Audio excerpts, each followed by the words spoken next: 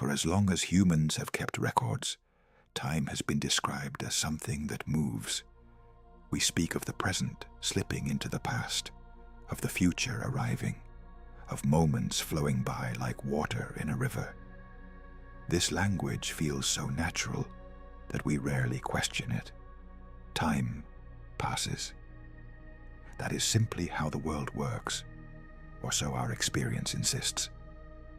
Yet there is a way of understanding reality, taken seriously by physicists for over a century, that contradict this assumption at its foundation. It is called the block universe, and its central claim is startling in its simplicity. Time does not flow. There is no genuine motion from past to future, no privileged moment called now that the universe singles out as special. According to this view, every event that has ever occurred and every event that ever will occur exists together, fixed permanently in a single four-dimensional structure. The moment of your birth, this present instant, and the moment of your death are all equally real, all sitting at definite locations that neither appear nor vanish. What makes this idea worth examining is not that it sounds strange, but that it emerged from solid science. It came from the mathematics of relativity, from precise measurements, and from a peculiar absence at the heart of physics. When researchers study the equations that govern the cosmos, they find no term representing the flow of time, no mechanism that makes one moment more present than another. The mathematics treats all moments as equivalent, laid out like points along a line, rather than rushing past a moving observer. This leaves us with a real dilemma. Either our most basic intuition about reality is correct, and our best physical theories are missing something profound, or those theories are revealing a truth about existence that our minds are simply not built to perceive.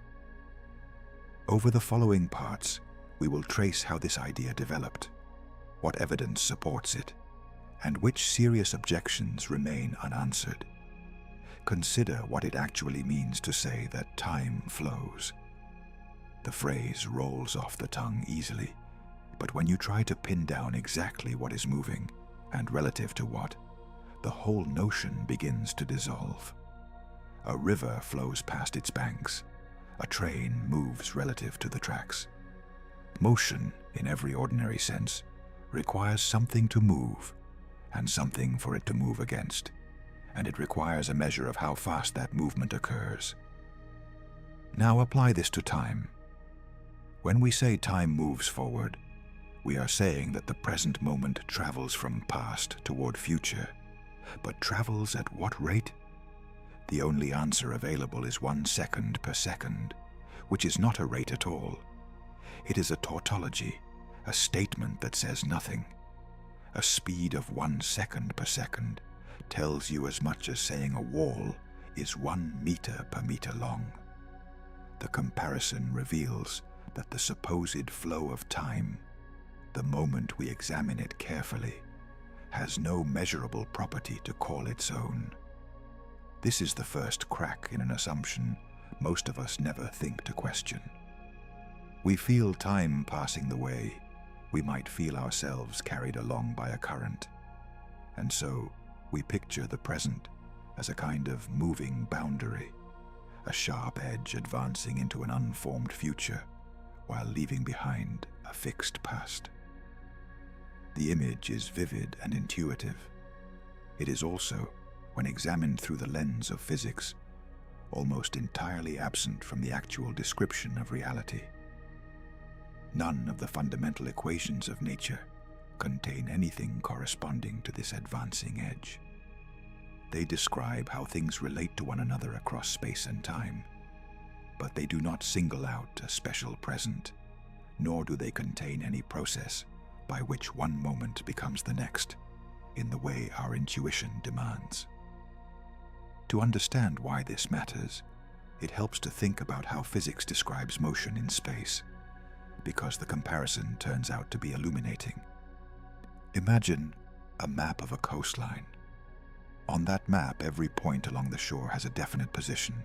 The northern tip of the land and the southern bay both exist on the map simultaneously, drawn together on the same sheet of paper. We do not imagine that the southern bay is somehow less real than the northern tip, simply because we happen to be standing in the north. We do not think the coastline is being created moment by moment as a traveler walks along it. The entire coast is simply there, all of it, laid out at once. The traveler moving along the shore experiences the journey as a sequence, encountering the north before reaching the south. But this sequence is a feature of the traveler's passage, not a feature of the coastline itself. The land does not flow past the walker. The walker moves through a landscape that exists in its entirety. The block universe proposes that time is more like that coastline than like a flowing river. Every moment is a location, a fixed point in a larger structure, and our sense of moving through time is something like the traveler's journey along the shore. The moments do not come into being and pass away. They are simply there, all of them, arranged in an order that we experience sequentially because of how we are embedded within the structure. This is a profound reversal of the ordinary picture. Instead of a present that exists while past and future do not, we have a reality in which all times are on equal footing, none privileged, none more real than any other. It is worth pausing to recognize how deeply this conflicts with lived experience. When you remember breakfast this morning, it feels gone, finished, no longer existing anywhere. When you anticipate an appointment next week, it feels not yet real, a possibility rather than an actuality. The present alone feels solid, immediate, the one slice of time you can actually touch. The block universe asks you to set this feeling aside, or at least to consider that the feeling might be a product of how your mind processes the world, rather than an accurate report of what exists. That is a demanding request, but science has asked us to override intuition many times before, and the results have generally favored the counterintuitive answer. Think of how obvious it once seemed that the earth stood still while the heavens turned. Every direct observation supported it. The ground beneath your feet does not lurch or sway with the planet's rotation. The sun visibly crosses the sky from east to west. Nothing in ordinary experience suggests we are spinning at hundreds of meters per second while hurtling around a star at far greater speeds. Yet we now know this is precisely what is happening. The stability we feel is a consequence of moving together with everything around us, of sharing the same motion so completely that the motion becomes invisible. Our intuition about a stationary Earth was not stupid. It was a reasonable inference from limited evidence, and it happened to be wrong. The question the block universe raises is whether our intuition about flowing time might be wrong in a similar way, an honest inference from the inside of a system that cannot easily perceive its own true structure. There is a particular kind of difficulty here that deserves attention. The flow of time is not just one belief among many. It is woven into the very language we use to think about change, cause, memory, and existence. Stripping it away feels almost like stripping away meaning itself. How can there be change if no moment ever becomes another? How can there be cause and effect if the effect already exists alongside its cause? These are serious questions, and we will return to them. For now, the important point is more modest. The point is simply that the flow of time despite feeling like the most certain thing in the world, is remarkably hard to locate when we look for it in the structure of physical law. It is a felt reality that the equations do not seem to share. Physicists noticed this absence long ago, and many of them found it uncomfortable. Some of the greatest minds of the 20th century wrestled with it directly. There is a well-known remark from late in Albert Einstein's life, written to the family of a close friend who had recently died, in which he suggested that the distinction between past, present, and future is something of a stubbornly persistent illusion. Whatever one makes of the sentiment, it reflects a genuine implication of the physics he helped create. The theory that bears his greatest fingerprints does not contain a flowing present, and Einstein knew it. He had built, almost as a byproduct of describing motion and gravity, a framework in which time looks far more like an extended dimension than like a moving stream. But we are getting ahead of the story.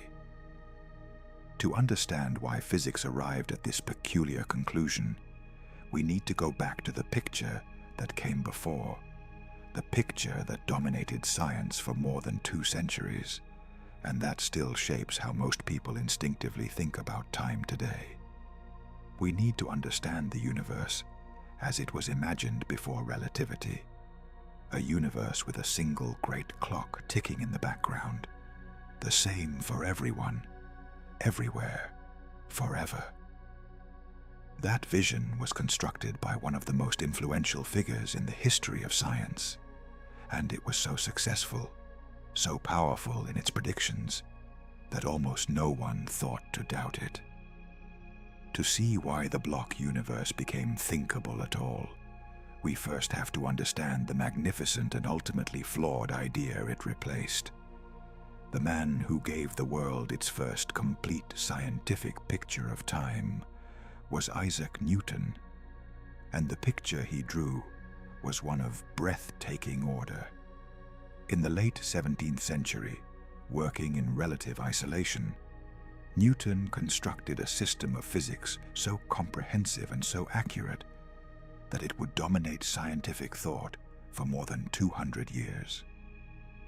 At the foundation of that system lay a particular conception of time, stated explicitly in his great work on the principles of natural philosophy. Time, Newton wrote, flows equably without relation to anything external. He called it absolute, true, and mathematical. In his vision, time was a kind of universal backdrop, a cosmic stream advancing at the same steady rate throughout the entire universe, utterly indifferent to anything happening within it. This was a powerful and clarifying idea. Newton imagined a single master clock governing all of reality. Every event in the cosmos, no matter how distant, could in principle be assigned a time according to this one universal standard. When it was a particular instant here, it was that same instant everywhere, on the moon, around distant stars, at the farthest reaches of creation. There was one present moment shared by all things, one objective now that swept forward uniformly. Past, present, and future were clearly defined and the same for every observer. If 2 events happened at the same time for one person, they happened at the same time for everyone, without exception. This notion of universal simultaneity felt so obviously correct that it scarcely seemed like an assumption at all. It seemed like a plain description of how the world must be. Newton's framework was not merely philosophical. It was the scaffolding on which he built a physics of astonishing predictive power.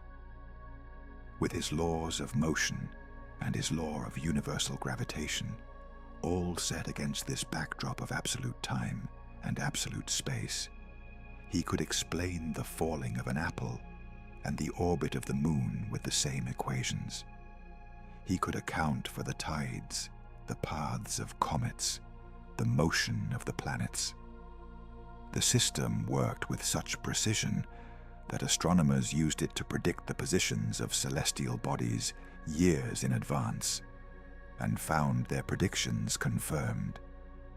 When a previously unknown planet was eventually discovered through the gravitational tug it exerted on a known one, calculated entirely from Newtonian mechanics, it seemed to vindicate the whole structure completely. Here was a physics that not only described the heavens, but commanded them. Within this triumphant framework, time played a specific and essential role. It was the independent variable, the thing against which all change was measured. In Newton's equations, you specify a time, and the equations tell you where everything is and how fast it is moving. Time itself is not affected by anything. It is the stage, not an actor. It does not bend, stretch, slow, or speed up. It does not depend on where you are or how you are moving. It simply flows. The same for the racing comet and the resting stone, the same on Earth and in the void between galaxies. This absolute uniformity was not incidental to Newton's physics. It was load-bearing. The entire edifice assumed that time was a fixed, universal parameter, and that assumption was buried so deep that questioning it would have seemed almost meaningless. To appreciate how natural this felt, consider how we still organize our lives around exactly this idea. We set our clocks to a shared standard and assume that noon is noon for everyone in the same time zone, that an event scheduled for a particular moment occurs at that moment for all participants, regardless of how they traveled to it. When we say two things happened simultaneously, we mean it as a simple statement of fact, not as something that could depend on the observer. This Newtonian intuition is so embedded in ordinary thinking that most people carry it through their entire lives without ever recognizing it as a theory about the nature of time. It is just the way time is. Newton did not invent this intuition so much as give it precise mathematical form, and in doing so, he made it the bedrock of physical science. Yet there was a tension hidden inside Newton's conception, one that troubled thoughtful people, even in his own era. If time is absolute and flows independently of everything else, what exactly is it? Where is this master clock located? Newton's contemporary, the philosopher and mathematician Gottfried Leibniz, raised pointed objections. He argued that time should not be thought of as a thing in itself, an independently existing container, but rather as a system of relations among events. For Leibniz, time was the order of succession, the arrangement of before and after among happenings, and nothing more. Take away the events, and there would be no time left over, no empty stream still flowing. This was a genuine philosophical dispute about the very nature of time, absolute versus relational, and it was never fully resolved in Newton's day. Newton's view won out not because the philosophical questions were settled, but because his physics worked so spectacularly well that its underlying assumptions seemed beyond reproach. There is something worth noticing in how Newton himself justified absolute time. He appealed not only to physics, but to a kind of theological reasoning. For Newton, absolute space and absolute time were almost extensions of the divine, the framework within which the Creator's universe unfolded. This gave the concept a weight beyond mere convenience. It was not just a useful mathematical device, but a statement about the fundamental structure of reality as Newton understood it. Time was real, singular, and universal, ticking away in the mind of the cosmos, whether or not anything was there to measure it. This was the picture handed down to the scientists who followed, and it proved extraordinarily durable. For 2 centuries, almost nothing challenged it. Physics advanced enormously during this period. The study of heat, the behavior of gases, the nature of electricity and magnetism all developed into sophisticated sciences. And throughout these developments, Newton's absolute time remained the silent, unquestioned foundation.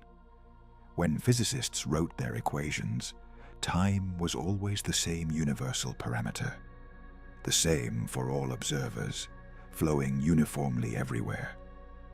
The successes kept accumulating. There seemed no reason whatsoever to suspect that this foundation might be unstable. But cracks were forming in an unexpected place, not in the study of motion or gravity, but in the study of light and electromagnetism. In the middle of the 19th century, the Scottish physicist James Clerk Maxwell developed a set of equations describing how electric and magnetic fields behave. These equations were a monumental achievement, unifying electricity, magnetism, and light into a single elegant theory. But buried within them was a number, a specific speed at which electromagnetic waves, including light, travel through space. The equations predicted this speed precisely, and they did so without reference to any observer or any state of motion. The speed of light simply appeared as a fixed quantity, a fundamental constant of the theory. This created a deep and subtle problem, one that struck at the heart of the Newtonian worldview, though it took decades for its full significance to become clear. In Newton's physics, velocities add together in a simple, intuitive way. If you walk forward on a moving train, your speed relative to the ground is your walking speed plus the train's speed. This is just common sense, and it follows directly from absolute space and absolute time. But Maxwell's equations seem to say that light always travels at the same fixed speed, regardless of how the source or the observer is moving. If that were true, then no matter how fast you chased a beam of light, it would still recede from you at the same speed, which violates everything Newtonian intuition tells us about how speeds combine. Something had to give. Either Maxwell's equations were incomplete, missing some reference to a medium or a preferred frame of motion, or the comfortable Newtonian assumptions about space and time were somehow flawed.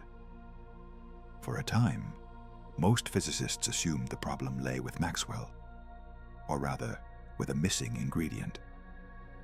They proposed that light traveled through an invisible medium, filling all of space, a substance they called the luminiferous ether.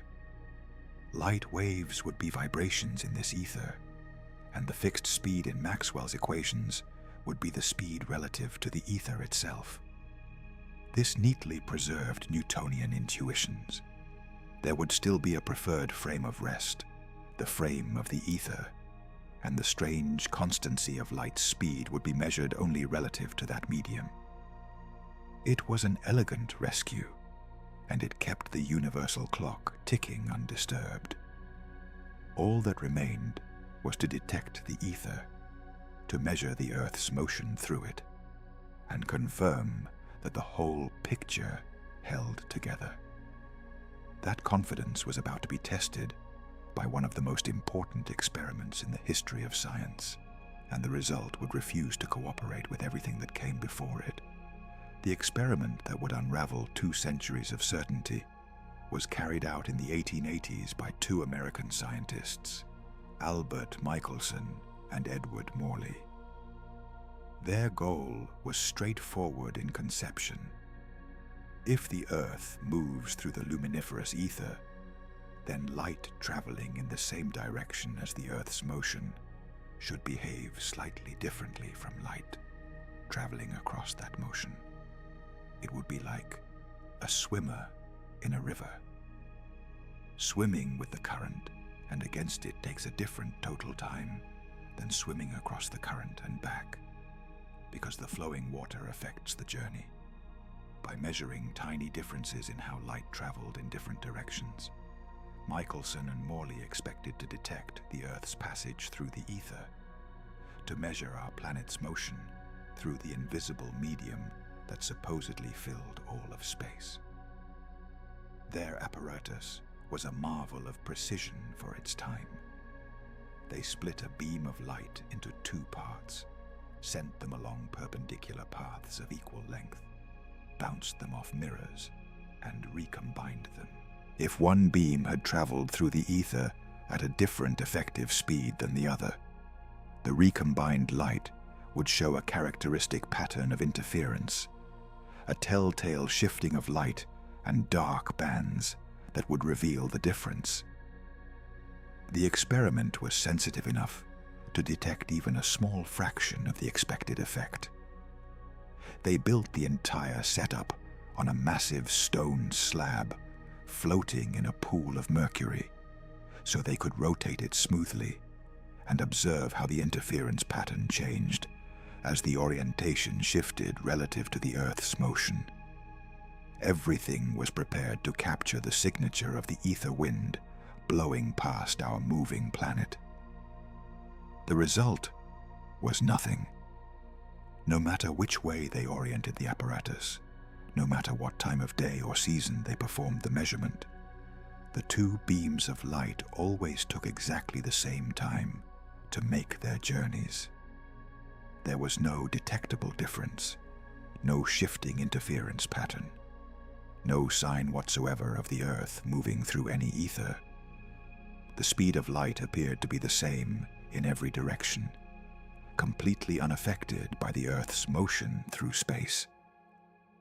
It was as though the swimmer in the river found that swimming upstream, downstream, and across all took precisely the same time, which should have been impossible if the river were flowing at all. This was a genuine crisis. The null result of the Michelson-Morley experiment was not a small discrepancy to be smoothed over. It was a direct contradiction of what the ether theory demanded, and by extension, a challenge to the Newtonian framework that had seemed so secure. Physicists scrambled to explain it. Some proposed that objects moving through the ether physically contracted in the direction of motion, shrinking by just the right amount to cancel out the expected difference. This idea, developed by the physicists George Fitzgerald and Hendrik Lorentz, was mathematically ingenious. Lorentz worked out a set of equations describing how lengths would contract and how time measurements would shift for objects moving through the ether. These equations actually predicted the right experimental outcomes, but they were introduced as a kind of patch, a mechanical adjustment to preserve the ether and the absolute framework behind it. The deeper meaning of the equations remained hidden. It took a clerk in a Swiss patent office to see what those equations were really saying. In 1905, Albert Einstein, then 26 years old and working outside the established academic world, published a paper that resolved the crisis by making a radical conceptual leap. Rather than trying to save the ether or patch up Newtonian mechanics, Einstein took the strange behavior of light at face value and asked what the universe must be like for it to be true.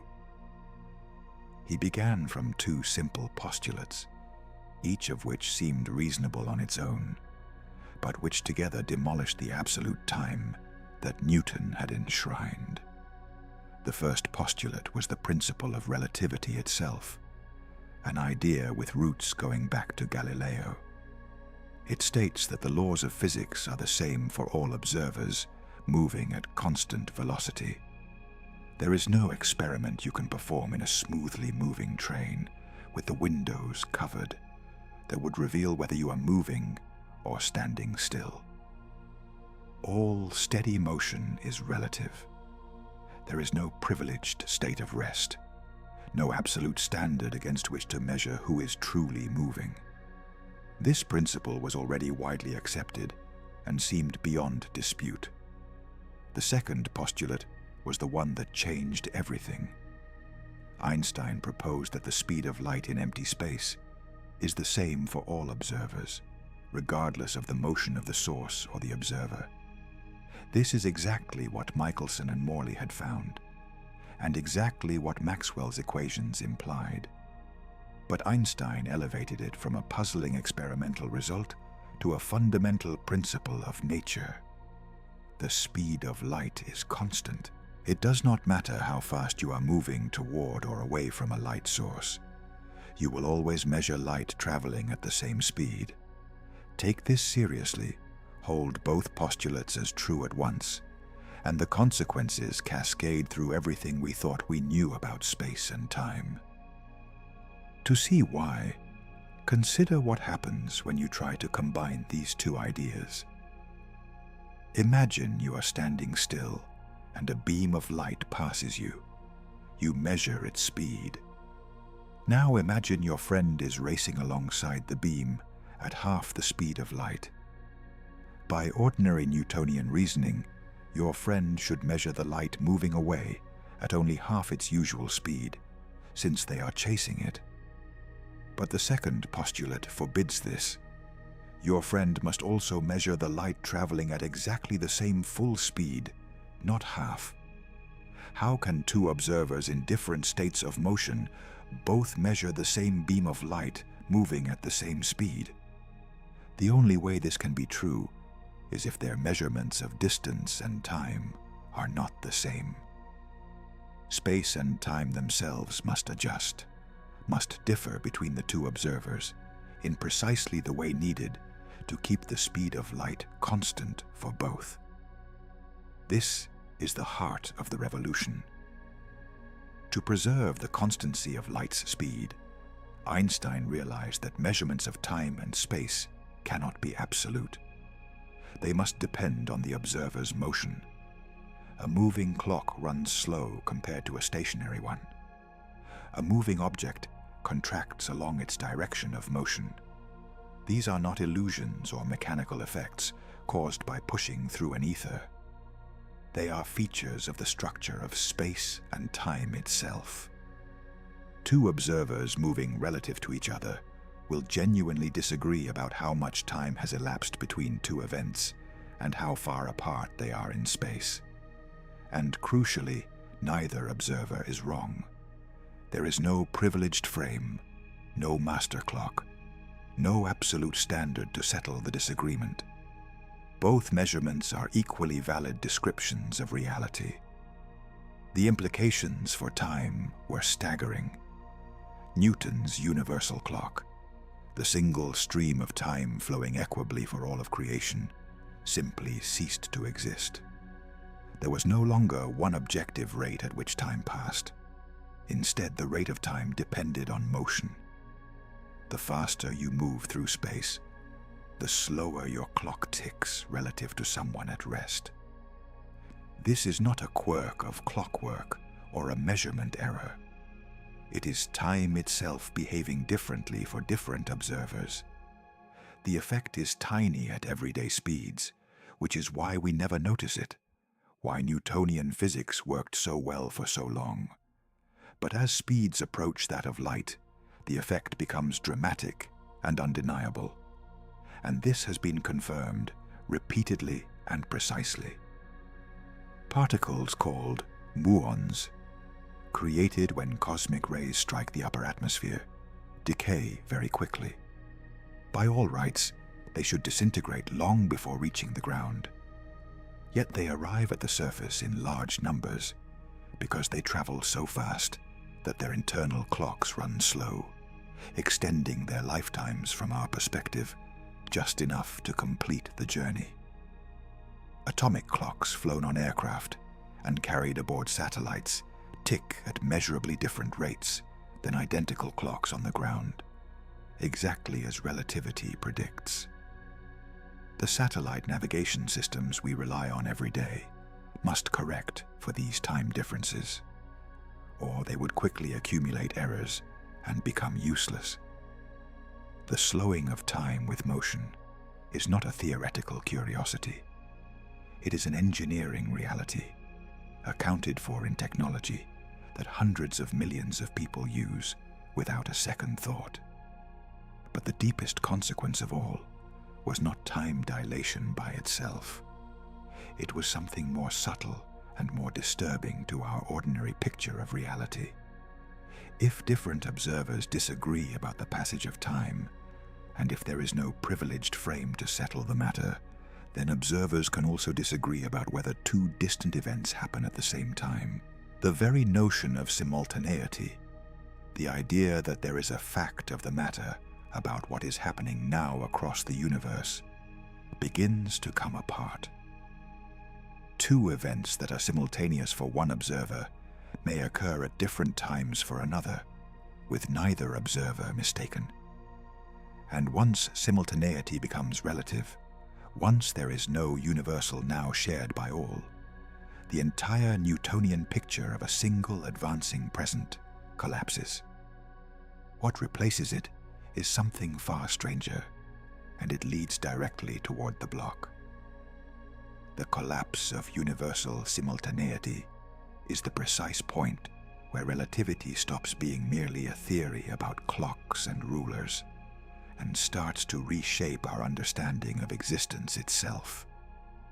To grasp why, we have to look carefully at what simultaneity means and why Einstein concluded that it cannot be absolute. In the Newtonian world, the question of whether two events happen at the same time has a definite answer, the same for everyone. A supernova erupts in a distant galaxy at the same instant that you finish reading this sentence, or it does not. And the truth of that matter is fixed regardless of who is asking. This seems almost too obvious to state.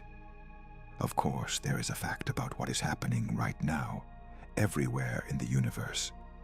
The present is the present. But relativity says no. There is no single, observer-independent answer to the question of what is happening now at a distant location.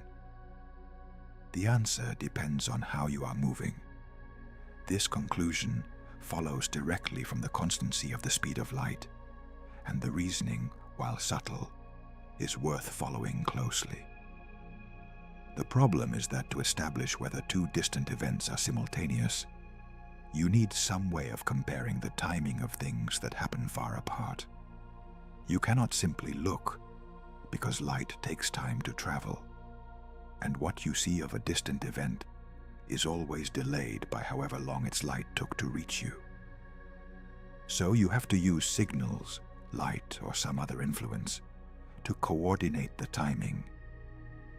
You might, for instance, station yourself exactly halfway between two locations and declare that two events at those locations were simultaneous if their light flashes reach you at the same moment. This is a reasonable and careful procedure. But here is the difficulty. Whether you are truly halfway, and whether the light truly travels at the same speed in both directions relative to you, depends on your state of motion, and different observers moving relative to each other will reach different conclusions using the very same method. Einstein illustrated this with a thought experiment that has become one of the most famous in physics, involving a moving train and bolts of lightning.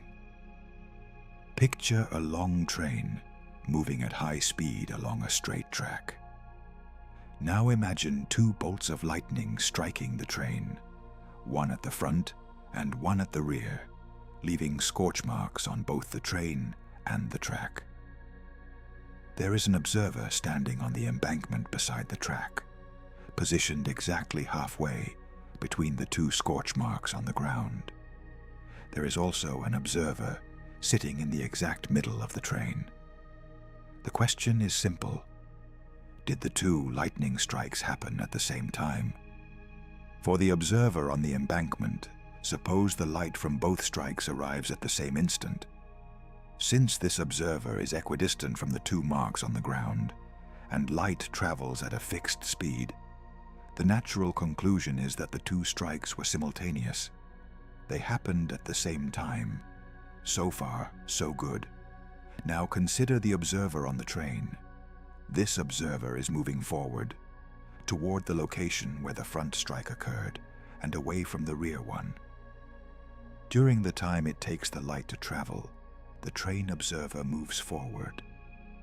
As a result, the light from the front strike reaches the train observer slightly before the light from the rear strike. Since this observer is sitting precisely in the middle of the train, equidistant from both ends, and since light travels at the same fixed speed for this observer too, the only possible conclusion is that the front strike happened first, before the rear strike. For the train observer, the two events were not simultaneous at all.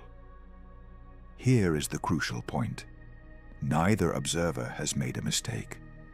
Neither has miscalculated or used faulty equipment. Both have applied sound reasoning, taking into account the constant speed of light.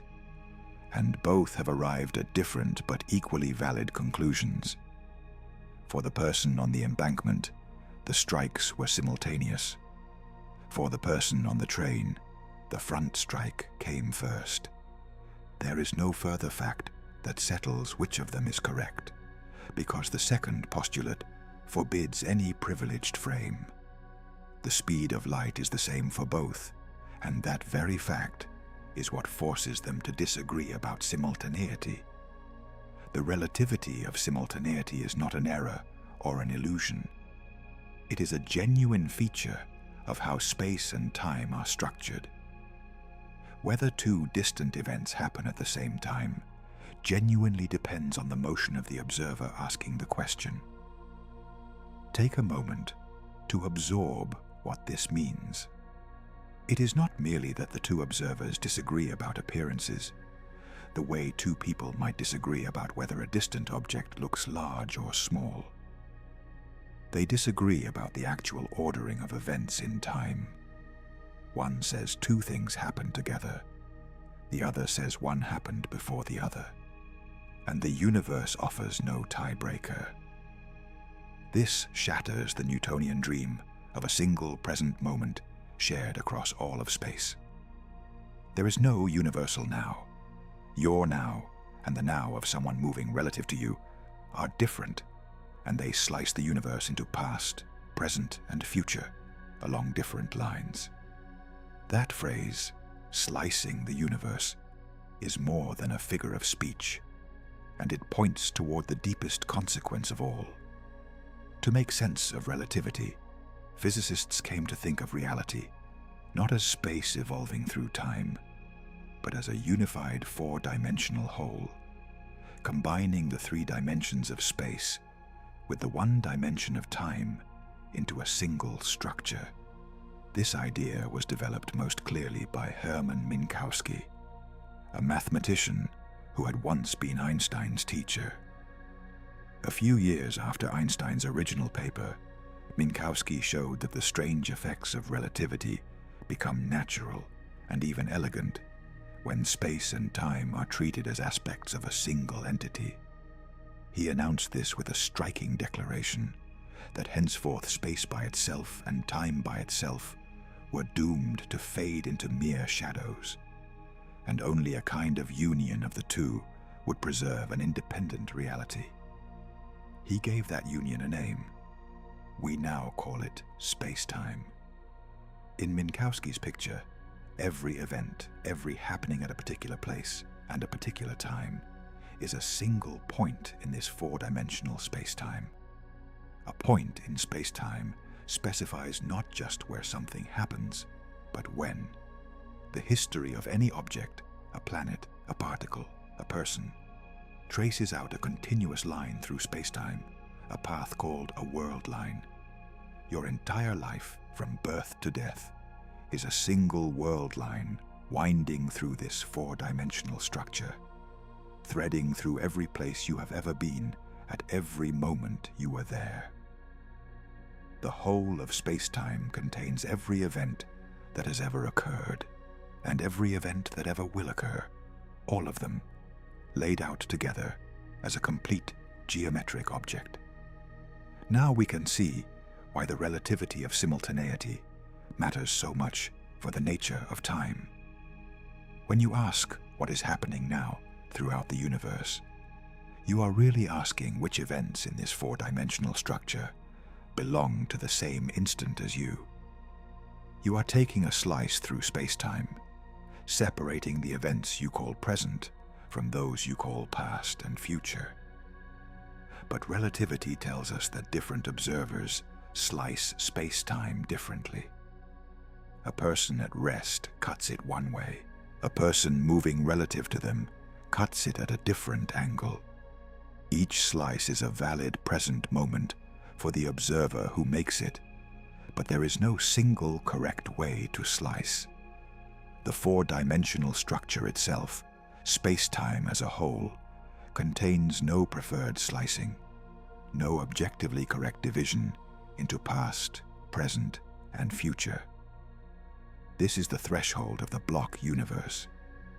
If there is no preferred present, no universal now, and if all observers' slices are equally valid descriptions of the same underlying four-dimensional reality, then it becomes very natural to conclude that the four-dimensional reality is what genuinely exists. The slices, the moving presents, are perspectives upon it, not features of it.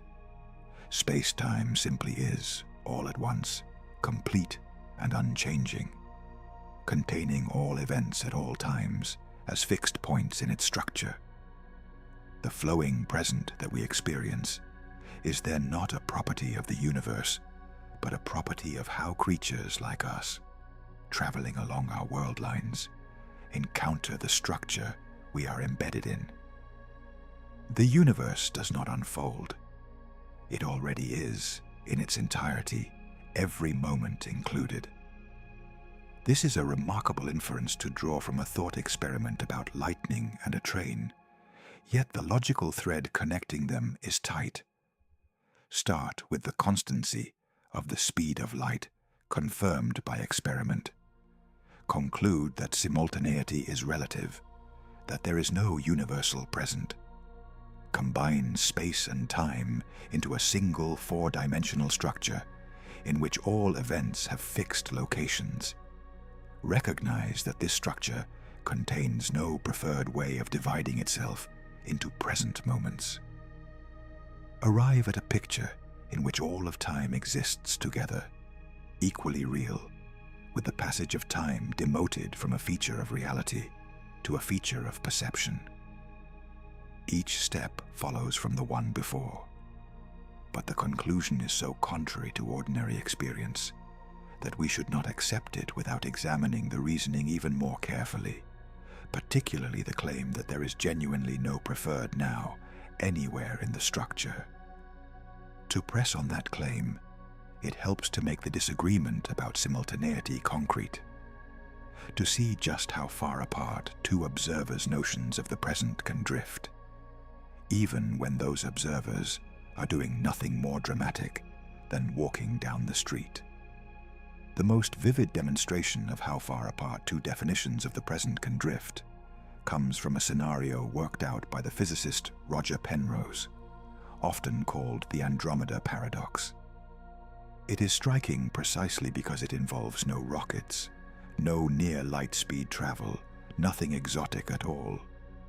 It involves two people walking past each other on a street, moving at the ordinary pace of pedestrians, and yet their notions of what is happening right now in a distant galaxy turn out to differ by days. The scenario takes the abstract relativity of simultaneity and gives it a concrete, almost unsettling form, showing that the slicing of space-time into present moments is not a remote effect confined to extreme conditions, but something woven into the most mundane motions of daily life. Here is how it works. Imagine two people on a sidewalk. One is walking in the direction of the Andromeda Galaxy, which lies about 2.5 million light years away. The other is walking in the opposite direction. At the moment they pass each other, they are at the same place at the same time. Yet because they are moving in opposite directions, even at a slow walking pace, their planes of simultaneity, the slices of space-time each one counts as the present moment, are tilted very slightly relative to each other. For events nearby, this tilt makes almost no difference. The two pedestrians agree, for all practical purposes, about what is happening now in their immediate surroundings. But the effect of the tilt grows with distance. Over the vast gulf of space separating us from Andromeda, that tiny angular difference, multiplied across 2.5 million light years, amounts to a discrepancy of several days. What this means is concrete and strange. For the person walking toward Andromeda, the present moment in that galaxy includes events that, for the person walking away from it, lie days in the future and have not yet happened. Suppose that in the Andromeda Galaxy, a fleet of ships is preparing to launch an invasion, to borrow Penrose's own dramatic framing. For one pedestrian, the decision to launch has already been made. The event is fixed in their present. For the other pedestrian, walking the other way, that decision lies in the future, still open, not yet determined. And these two people are standing next to each other on the same street at the same instant. They share the same here and the same now in their immediate vicinity, yet their definitions of now stretch out to encompass entirely different states of affairs in the distant cosmos. The force of this example lies in how it undermines any attempt to rescue a universal present. One might be tempted to say that surely there is still a real now, a true present moment for the universe, even if relativity makes it hard to determine. But the Andromeda paradox shows that this cannot be maintained without arbitrariness. If both pedestrians are equally valid observers, and relativity insists they are, then both of their presents are equally real. There is no basis for declaring one of them the true present and the other a mere appearance. And since the two presents include different events in Andromeda, as currently happening, we are forced to conclude either that the present is observer-dependent, varying from person to person, even on the same sidewalk, or that all the events in question, those each pedestrian counts as present and those each counts as future, are equally real parts of a single four-dimensional structure. The second conclusion is the block universe. There is a subtlety here that deserves careful handling, because it is easy to overstate what the Andromeda paradox demonstrates. The disagreement between the two pedestrians about events in Andromeda has no immediate practical consequences for them, and it never could, because nothing can travel faster than light. Even though one pedestrian considers the invasion decision already made, neither of them can receive any signal or information from Andromeda about it for 2.5 million years. The events in Andromeda that they disagree about are so far away that they lie outside what physicists call the light cone of the two pedestrians.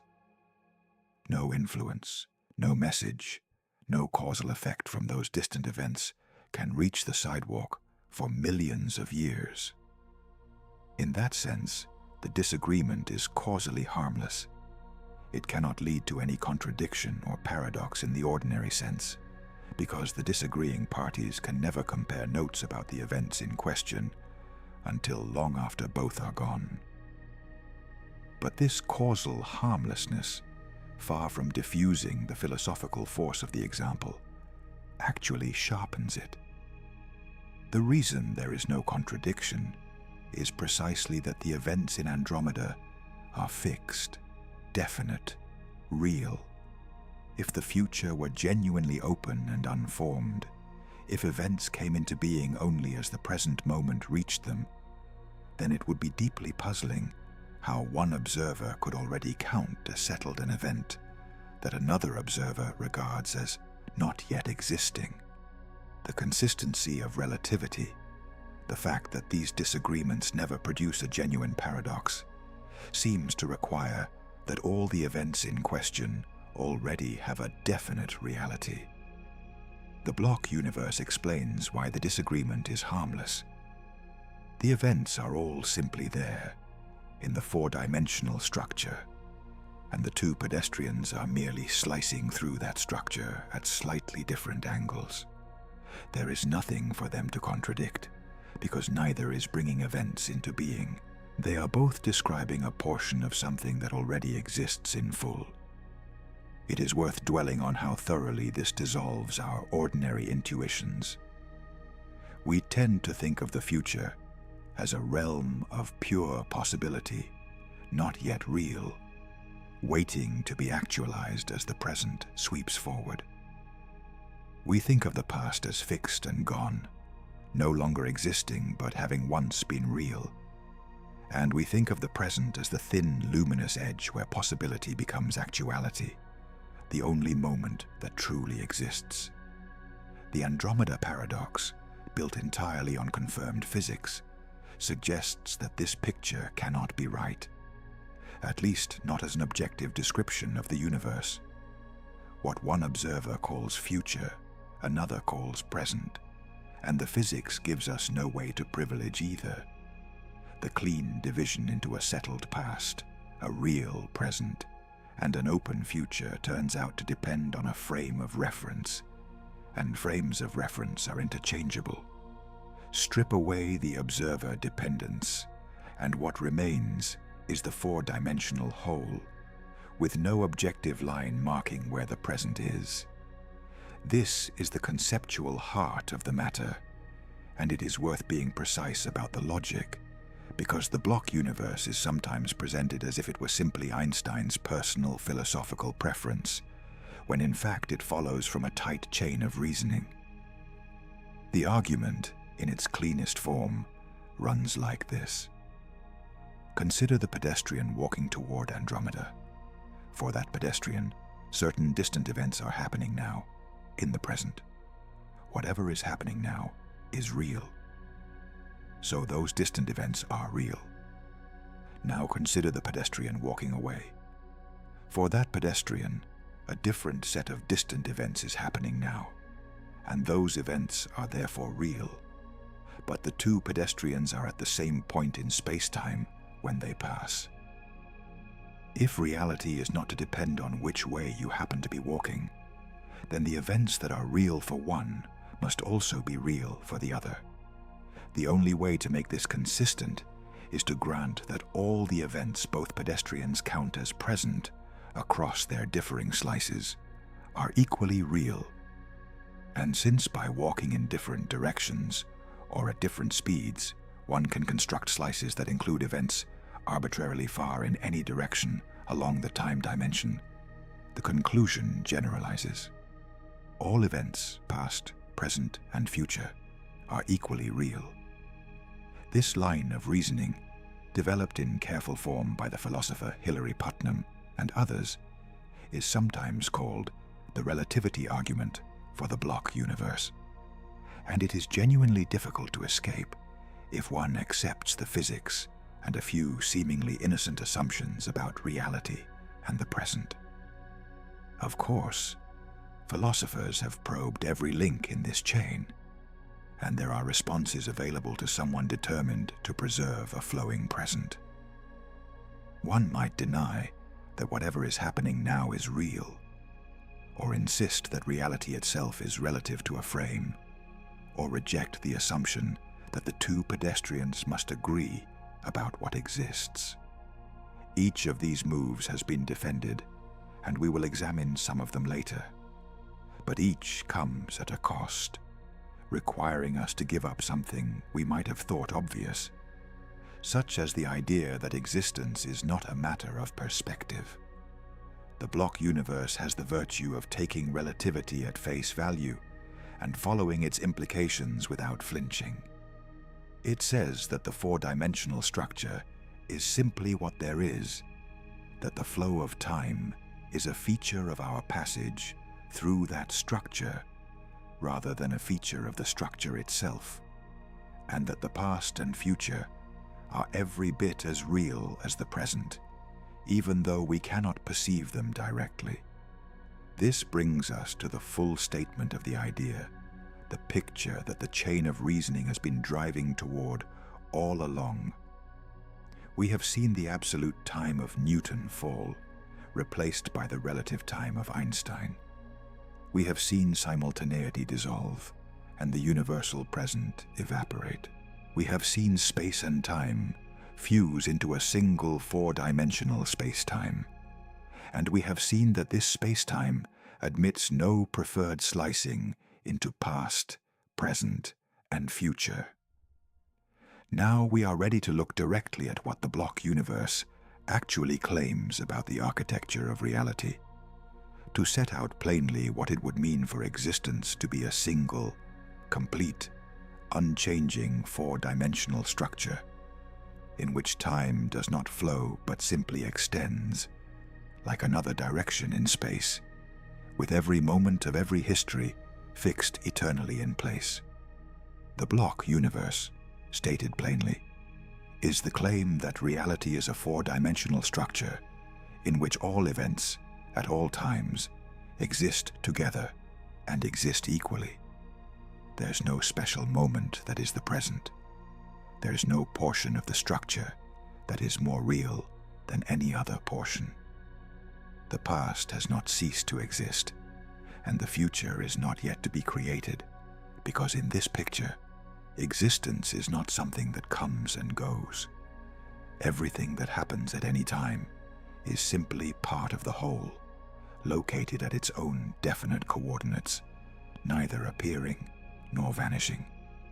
To say that an event is in your past or your future is, on this view, much like saying that a city is to the north or south of you. The direction is relative to where you stand, but the city exists regardless, sitting at its own fixed location, whether or not you have been there or will go there. The name itself captures the central image. The universe is conceived as a block, a solid four-dimensional object containing all of space across all of time. Imagine, if it helps, taking the entire history of the cosmos and freezing it into a single static shape with time as one of its dimensions. The Big Bang sits at one end, the far future sits at the other. Everything in between, every star that has ever formed, every creature that has ever lived, every thought anyone has ever had, occupies its own permanent place within the block. Nothing moves through this structure, because the structure already contains all motion as patterns frozen into its geometry. A planet orbiting its star is not a thing that moves so much as a helical world line traced permanently through the block, a fixed spiral that simply exists, complete from beginning to end. To make this concrete, return to the idea of a world line. Every object that persists through time has a world line, a continuous path through the four-dimensional structure, marking where it is at every moment of its existence. A stone resting on the ground has a world line that runs straight along the time direction, since it stays in the same place while time passes. A thrown ball has a curved world line, arcing through space as it rises and falls. But in space-time, that arc is a single fixed curve, not a thing in motion. Your own world line began at your birth and will end at your death, and along its length, it records every position your body has ever occupied at every instant. In the block universe, This world line is not gradually drawn, moment by moment, as you live your life. It is already complete, the whole of it laid out at once, with your infancy, your present, and your old age all equally present as segments of a single curve. You experience your life as a sequence because your consciousness is associated with successive points along the world line, but the world line itself does not unfold. It is. This is perhaps the most difficult aspect of the idea to hold steadily in mind, because it requires separating two things we normally fuse together: the order of events and the becoming of events. In ordinary thinking, the future events come after the present ones, and they also come into being after the present ones. The block universe accepts the first claim and rejects the second. Events are indeed ordered. There is a definite before and after along any world line, a clear sequence to the moments of your life. But this ordering does not mean that the later events are produced or actualized by the passage of time. They are simply located later in the structure, just as a city to the south is simply located southward, not produced by your traveling toward it. The sequence is real, the becoming is not. Time orders events without flowing. A helpful way to picture this is to think of a strip of film, the old-fashioned kind made of a long ribbon of individual frames. Each frame is a still image, a frozen snapshot of one instant. When the film runs through a projector, the frames flash by in sequence, and we perceive smooth motion on the screen, a story unfolding in time. But the film itself, the physical strip, contains all its frames at once, laid out along its length. The motion we see is generated by the projector moving through the frames one after another. The frames themselves do not move or change. They simply are, all of them, complete from the first to the last. The block universe suggests that reality is more like the film strip than like the projected movie. All the frames of all of history exist together along the time dimension. What we call the flow of time is something like the projector, the successive illumination of frames, except that in the block universe, even the projector may be an illusion, a feature of how conscious beings traverse the structure, rather than anything happening to the structure itself. The analogy is imperfect, as all analogies are, and it is worth noting where it breaks down, because the breakdown is instructive. A film strip exists in time. We can watch it run, rewind it, hold a single frame up to the light. The block universe, by contrast, is not embedded in any larger time.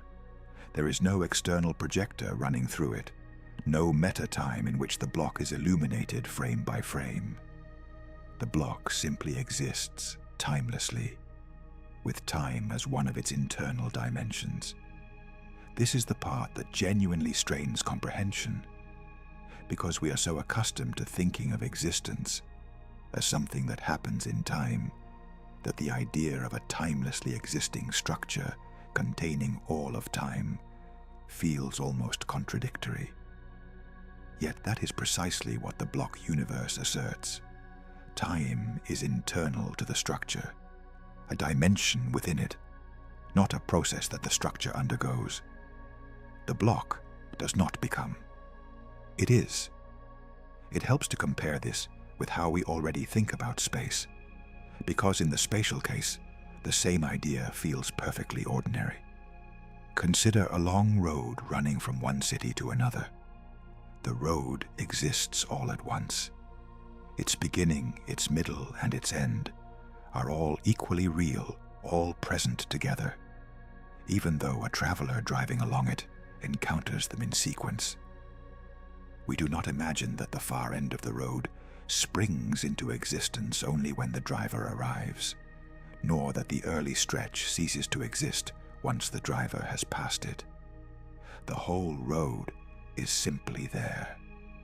The driver's journey is a passage through a pre-existing structure, not a process that creates the road segment by segment.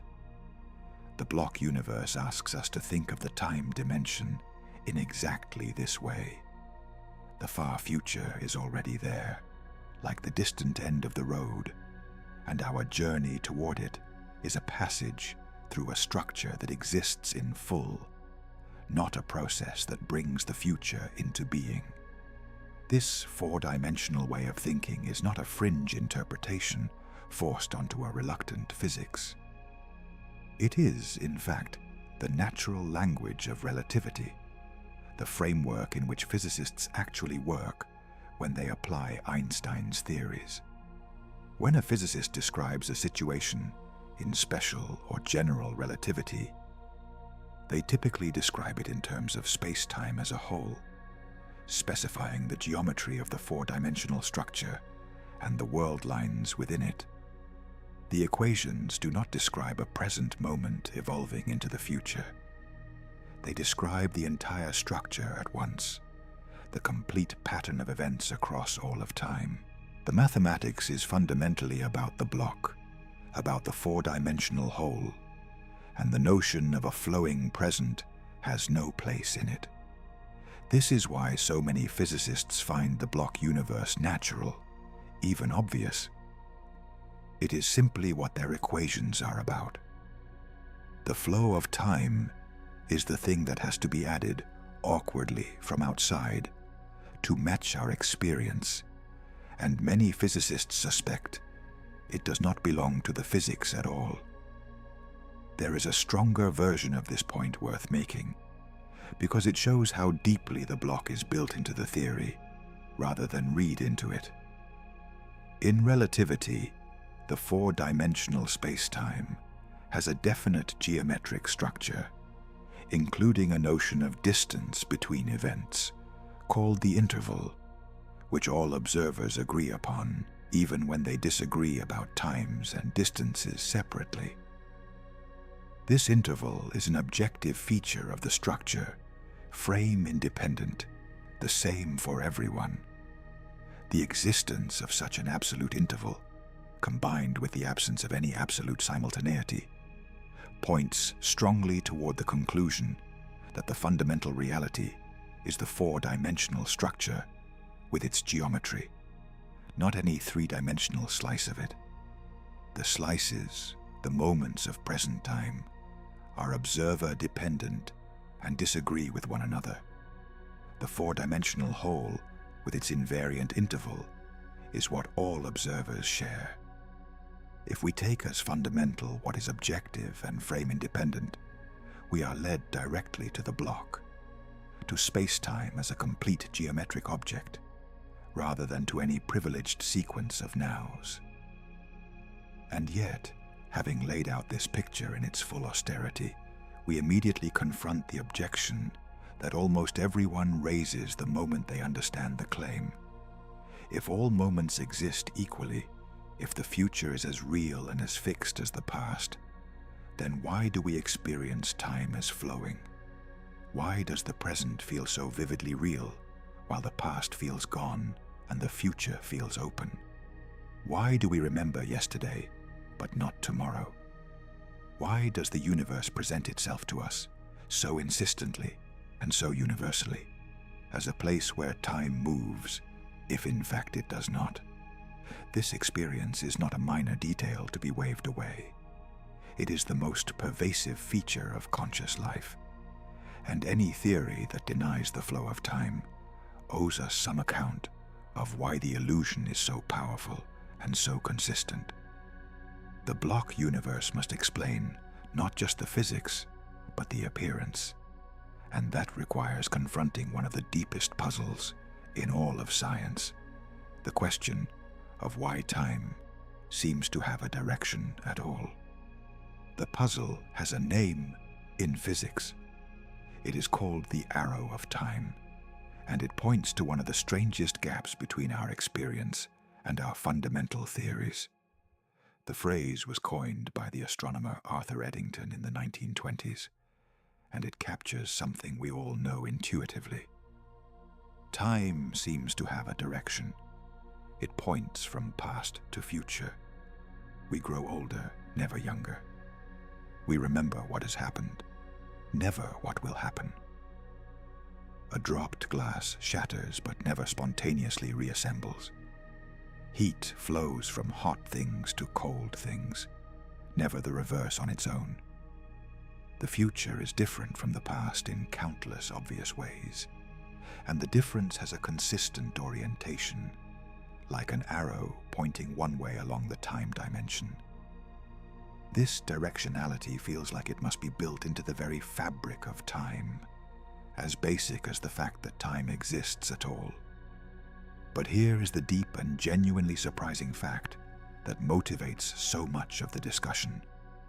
The fundamental laws of physics, almost without exception, contain no such arrow. They are, in the technical phrase, time-symmetric. This means that if you took any process governed by the basic laws and ran it backward, like playing a film in reverse, the reversed process would also obey those same laws perfectly. The equations do not care which direction time runs. They work equally well in both directions. Consider two billiard balls colliding and bouncing apart. Film the collision, then play the film backward, and what you see, two balls approaching, colliding and separating, looks entirely natural. It obeys the laws of motion just as well forward as backward. You could not tell, from the physics alone, which version was the original and which was reversed. The same is true for the orbits of planets, the swing of a pendulum, the interactions of particles. At the fundamental level, the laws make no distinction between past and future. This creates a profound tension. If the underlying laws are time-symmetric, treating past and future identically, where does the obvious one-way character of our experience come from? Why do we never see a shattered glass leap up from the floor and reassemble itself on the table, even though the reverse process, the glass falling and breaking, happens all the time? Both processes, the breaking and the reassembling, are perfectly consistent with the fundamental laws of motion. The atoms could, in principle, move in just the right way to reassemble the glass. Nothing in the basic physics forbids it, yet we see breaking everywhere, and reassembling never. The arrow of time is glaringly present in the world we experience, yet glaringly absent from the laws that supposedly govern that world. This is not a minor technical puzzle. It is one of the central unsolved questions about the relationship between fundamental physics and the world we actually inhabit. For the block universe, the arrow of time presents both a challenge and an opportunity. The challenge is to explain why, if all moments exist equally and time does not flow, there should be any directional asymmetry at all. The opportunity is that the block universe reframes the question in a useful way. In a block universe, the arrow of time cannot be a matter of time flowing in a particular direction, because time does not flow. Instead, the arrow must be a matter of how things are arranged within the four-dimensional structure, a difference between one end of the time dimension and the other. The asymmetry is not in the passage of time, but in the contents of space-time, in how the events are organized along the temporal direction. This shifts the question from why does time flow forward to why is the structure asymmetric between its two temporal ends. And that second question turns out to have a powerful and well-developed answer rooted in the physics of heat and disorder.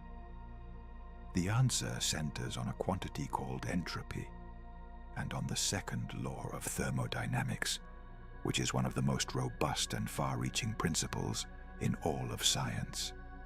Entropy is, roughly speaking, a measure of disorder or more precisely a measure of the number of ways the microscopic components of a system can be arranged while producing the same overall macroscopic appearance.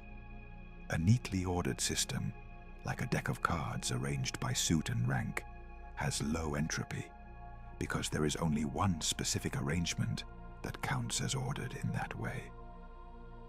A shuffled deck has high entropy because there are astronomically many arrangements that all look equally shuffled and disordered.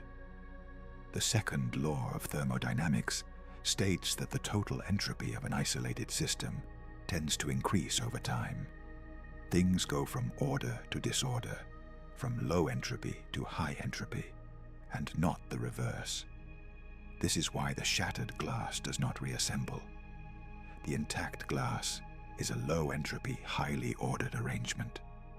The shattered fragments are a high entropy, disordered one.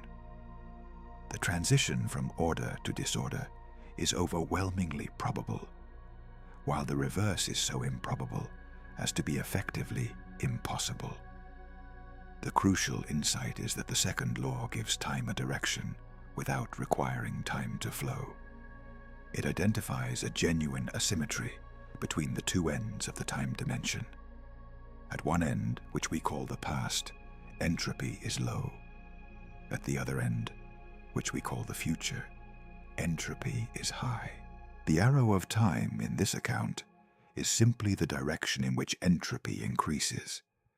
We call past the direction of lower entropy, and future the direction of higher entropy.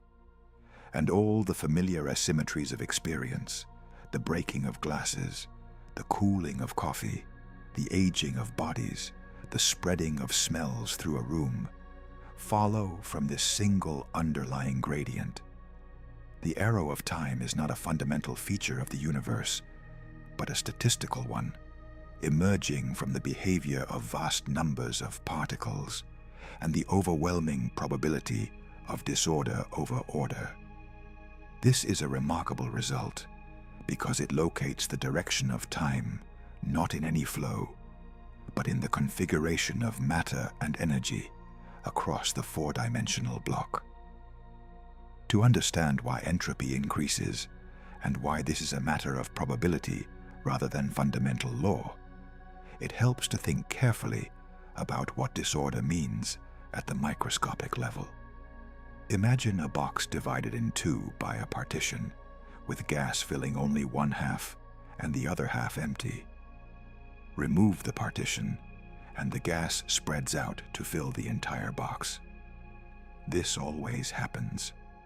We never see a gas spontaneously crowd itself into one half of a container, leaving the other half empty. Why not? The answer is purely a matter of counting. There are vastly, overwhelmingly more ways for the gas molecules to be spread throughout the whole box than for them to be confined to one half. Each individual molecule, moving randomly, is far more likely to be found somewhere in the larger available space than crammed into a particular smaller region.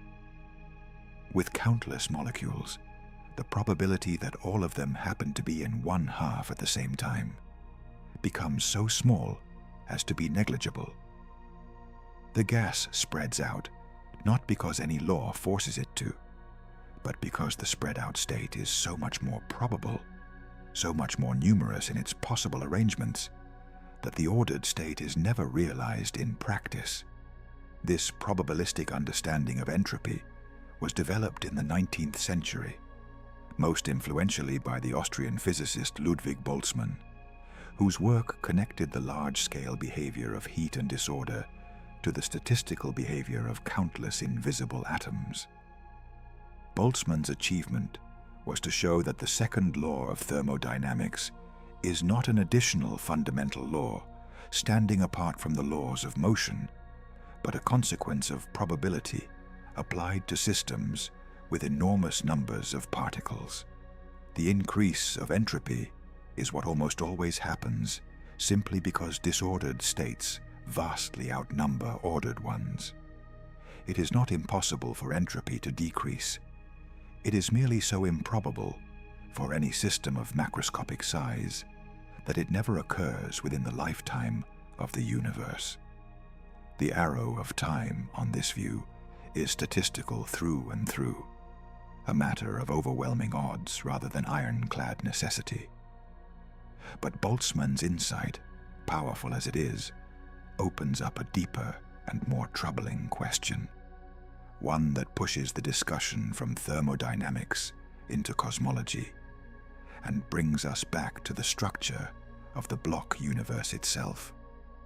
If entropy increases because disordered states are more probable than ordered ones, and if this is a matter of pure statistics with no built-in direction, then the same reasoning should apply in both directions of time. Probability does not distinguish past from future. If a system is in a state of moderate entropy now, then statistically it should have higher entropy in the future, which matches our experience. But it should also have had higher entropy in the past, which flatly contradicts everything we observe. The statistical argument, taken at face value, predicts that entropy should increase in both temporal directions, away from the present, like a valley with the present at the bottom. Yet the actual universe shows entropy increasing in only one direction. The past had lower entropy, not higher. Something must explain why the past is special, why one end of the block is so much more ordered than the other. And the answer to that question reaches all the way back to the very beginning of the universe.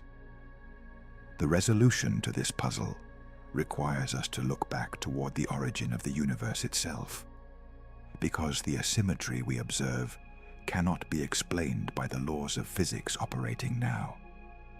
It can only be explained by a special condition imposed at one end of the block, a boundary condition built into the structure at the temporal edge we call the beginning.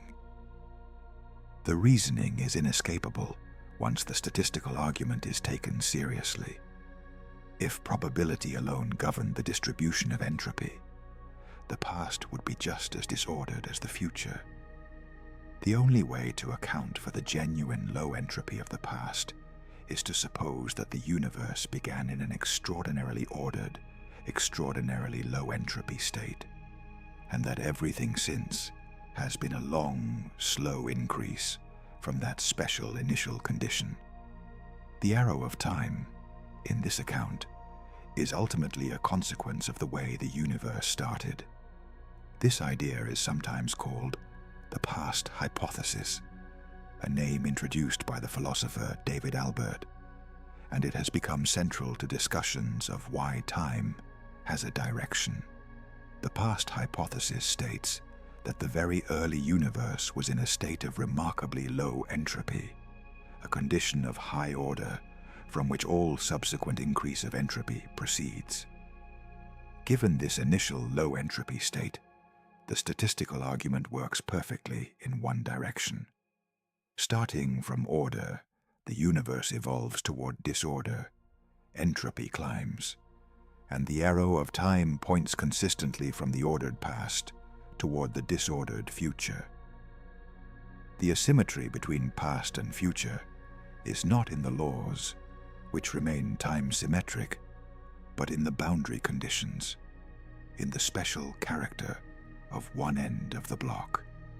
The future is open in the sense of being high in entropy and full of possible disordered arrangements. The past is fixed in the sense of being anchored to a uniquely ordered starting point. What is remarkable, and at first glance puzzling, is the specific way the early universe was ordered, because it does not match our everyday intuitions about what order looks like. When we picture the beginning of the universe, the hot, dense state shortly after the Big Bang, we tend to imagine chaos, a furious maelstrom of energy and particles, and in some respects that picture is accurate. The early universe was extraordinarily hot and dense, and the matter within it was distributed almost perfectly smoothly and uniformly. Now, ordinarily we associate uniformity with disorder, with high entropy. A gas spread evenly through a box is at high entropy, as we have seen. So why should a smooth, uniform early universe count as low entropy? The answer lies in the role of gravity, which reverses the usual relationship between uniformity and entropy when it dominates. Gravity is an attractive force. It pulls matter together. In a system dominated by gravity, the high entropy disordered state is not a smooth, uniform distribution, but a clumped one, with matter gathered into dense concentrations. A smooth distribution of matter under gravity is actually a low entropy, highly ordered, highly improbable state, because gravity wants to pull everything together into clumps. Over cosmic time, gravity does exactly this. It draws the smoothly distributed primordial matter into clumps, forming gas clouds, then stars, then galaxies, then clusters of galaxies, and at the extreme end, black holes, which represent the highest entropy states that gravity can produce. The smooth early universe was like a vast reservoir of gravitational order, and the entire subsequent history of cosmic structure formation, the building of stars and galaxies, has been a long process of entropy increase as gravity has done its clumping work. The order we began with was gravitational order, the order of perfect smoothness, and we have been spending it ever since. This places the arrow of time on a cosmological foundation. The reason eggs break but do not unbreak, the reason we age and remember the past, the reason heat flows from hot to cold. All of it traces back to the fact that the universe began in a state of extraordinarily low gravitational entropy, a state of near-perfect smoothness that was overwhelmingly improbable, and that has been giving way to clumped, high-entropy structure ever since. Every local instance of increasing entropy, every shattered glass and cooling cup of coffee, is a small downstream consequence of that vast initial reservoir of order. The arrow of time is, in this sense, a single arrow with its tail planted at the Big Bang, and all the countless small arrows of everyday irreversibility are aligned with it because they all derive from the same source. But this raises the obvious and pressing question. Why was the early universe in such a special, low-entropy, highly ordered state to begin with? If low-entropy states are improbable, if order is rare and disorder is overwhelmingly common, then the initial condition of the universe was itself fantastically improbable. The physicist Roger Penrose has attempted to quantify just how improbable, and the number he arrives at is so extreme as to defy any ordinary comprehension, a degree of fine-tuning so precise that it strains the imagination. Why should the universe have started in such an exquisitely ordered condition rather than in one of the vastly more numerous disordered ones? This is one of the deepest open questions in cosmology, and there is no settled answer. Some physicists hope that a future theory of the universe's origin will explain why the initial state had to be low in entropy. Others suspect that it may simply be a brute fact, a boundary condition with no further explanation. Still, others explore more speculative ideas, such as the possibility that our universe is part of a much larger structure in which low-entropy regions arise as rare fluctuations or as natural features of a cyclic or multiversal cosmology. For the block universe, the past hypothesis has an interesting and clarifying significance. It means that the arrow of time, the directionality we experience so vividly, is not a feature of time itself, but a feature of the contents of space-time, of how matter and energy are distributed across the block.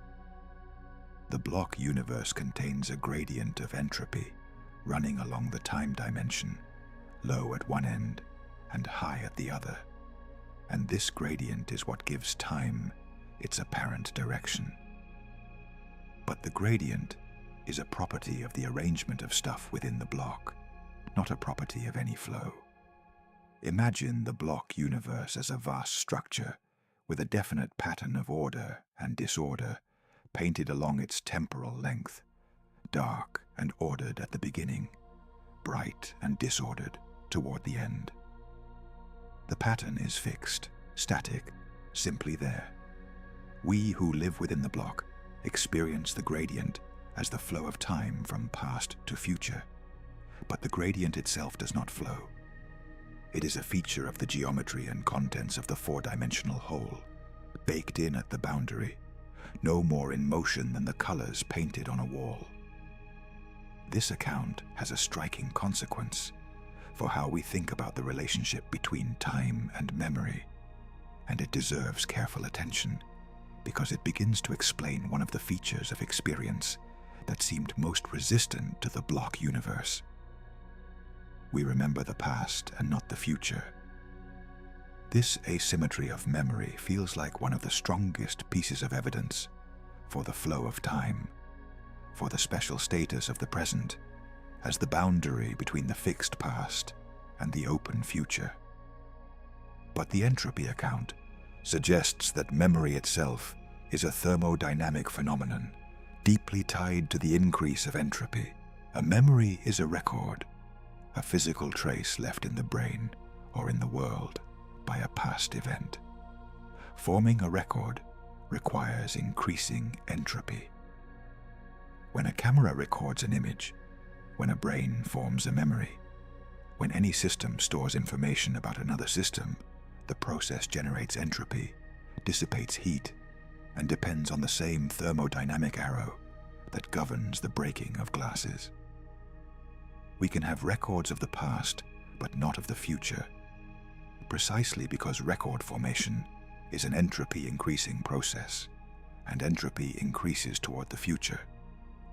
Memory points backward in time because the thermodynamic arrow points forward, and memory is a thermodynamic process. This is a subtle and important point because it suggests that the very faculty by which we seem to detect the flow of time, our memory of a fixed past, and our ignorance of an open future, is itself a product of the entropy gradient rather than evidence of any genuine flow. We feel that the past is settled and the future is open, but this feeling may simply reflect the fact that we have records of the lower entropy direction and not of the higher entropy direction. The asymmetry of memory does not prove that time flows. It reflects the asymmetry of entropy across the block. In a universe with the opposite entropy gradient, beings would remember what we would call the future and anticipate what we would call the past, and they would insist, just as firmly as we do, that time flows in their direction. The direction we call forward is simply the direction of increasing entropy, and our entire sense of temporal flow is calibrated to that gradient. And yet, even granting all of this, even accepting that the arrow of time can be explained by entropy and the past hypothesis without any genuine flow, we are left with the most stubborn question of all. The entropy account explains why time has a direction. It explains why we remember the past and not the future, why processes are irreversible, why the block is asymmetric between its two ends. But it does not, on its own, explain why we experience a moving present at all. The entropy gradient tells us which direction is forward, but it does not tell us why there should be any sense of motion through the structure, any feeling of nowness sweeping along our world lines. A static gradient painted on a static block should not, it seems, produce any experience of flow. The asymmetry is explained, but the movement, the vivid sense that the present is rushing forward, remains mysterious. To confront that mystery, we have to turn from physics to the mind, and ask what it is about consciousness that generates the powerful, universal, and possibly illusory impression that time is passing. The question of why we experience a flowing present, even if no such flow exists in the physics, marks the point where the investigation crosses from physics into the territory of mind and perception. It is here that the block universe makes its most demanding claim, because it asks us to regard our most immediate and continuous experience, the sense of time passing, as something generated by the brain rather than something detected in the world.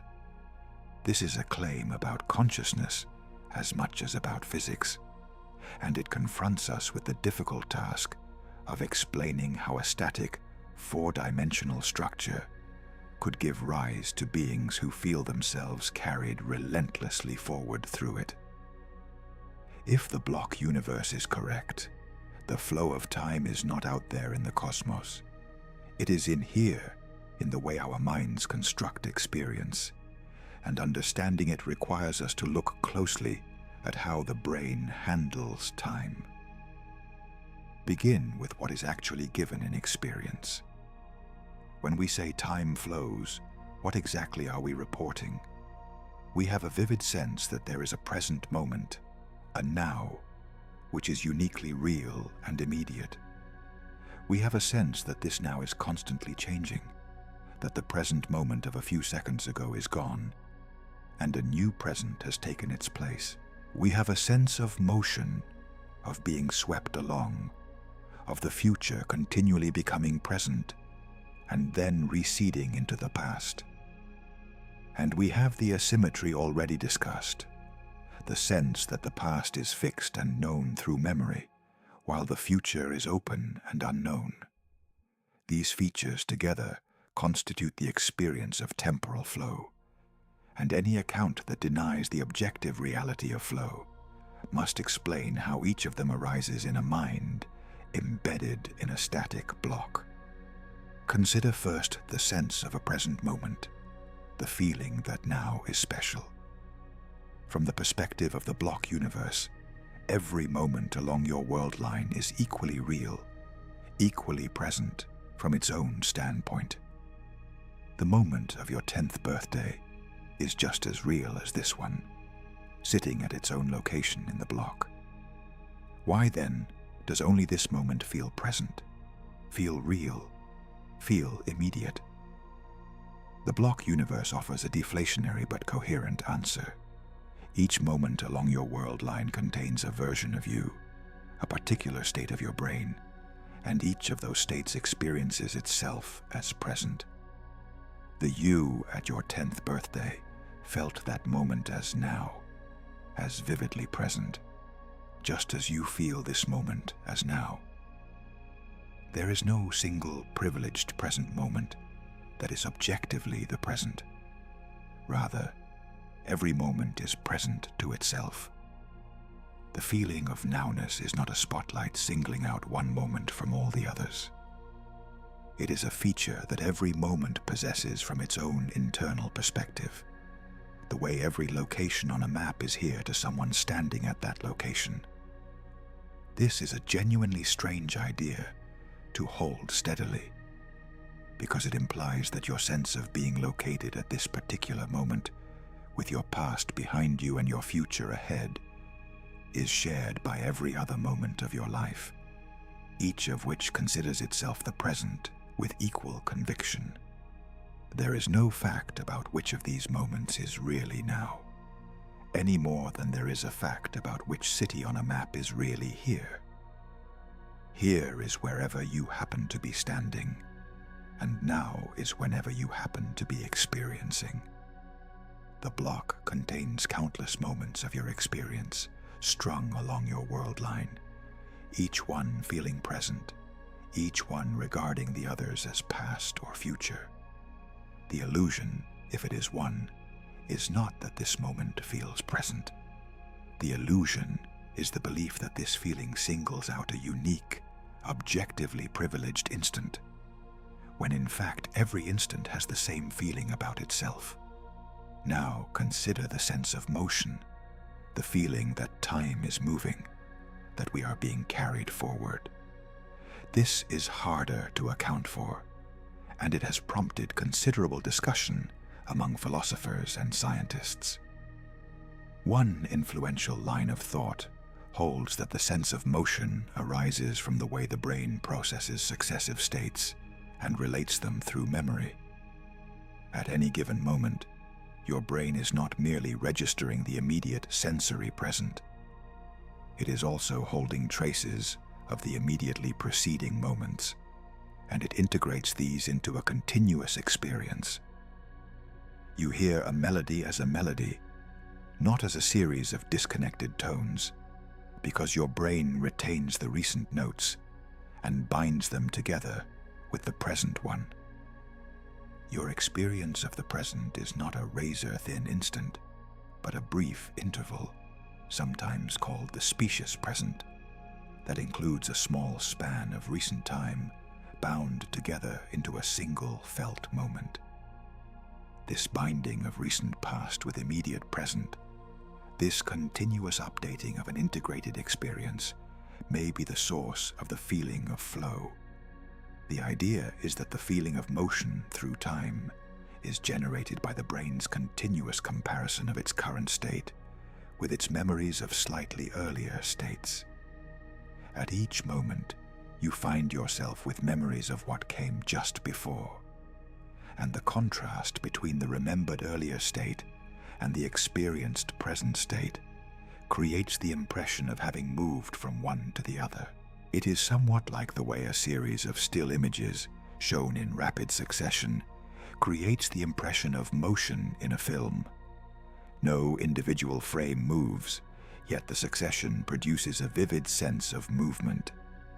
In the block universe, each moment of your experience is a kind of still frame, a fixed state of your brain at a point along your world line, and each frame contains within it traces of the previous frames in the form of memory. The sense of flowing time would then be the felt quality of this layered structure, the way each momentary experience comes packaged with the recent past embedded in it, generating an impression of continuous movement that need not correspond to any actual flow in the external structure. This account gains support from the many ways in which our perception of time is demonstrably constructed by the brain rather than passively recorded. Our subjective sense of time is notoriously malleable. Time seems to pass quickly when we are absorbed and slowly when we are bored or in danger. In moments of intense fear, many people report that time seems to stretch, that events unfold in slow motion, an effect that appears to involve the brain laying down memories more densely under stress, creating the impression in retrospect of a longer interval. The brain stitches together inputs that arrive at slightly different times into a coherent present, sometimes adjusting the apparent timing of events to maintain a sensible narrative. There are well-documented illusions in which the perceived order of events can be altered by context, in which the brain effectively edits the timeline of experience after the fact.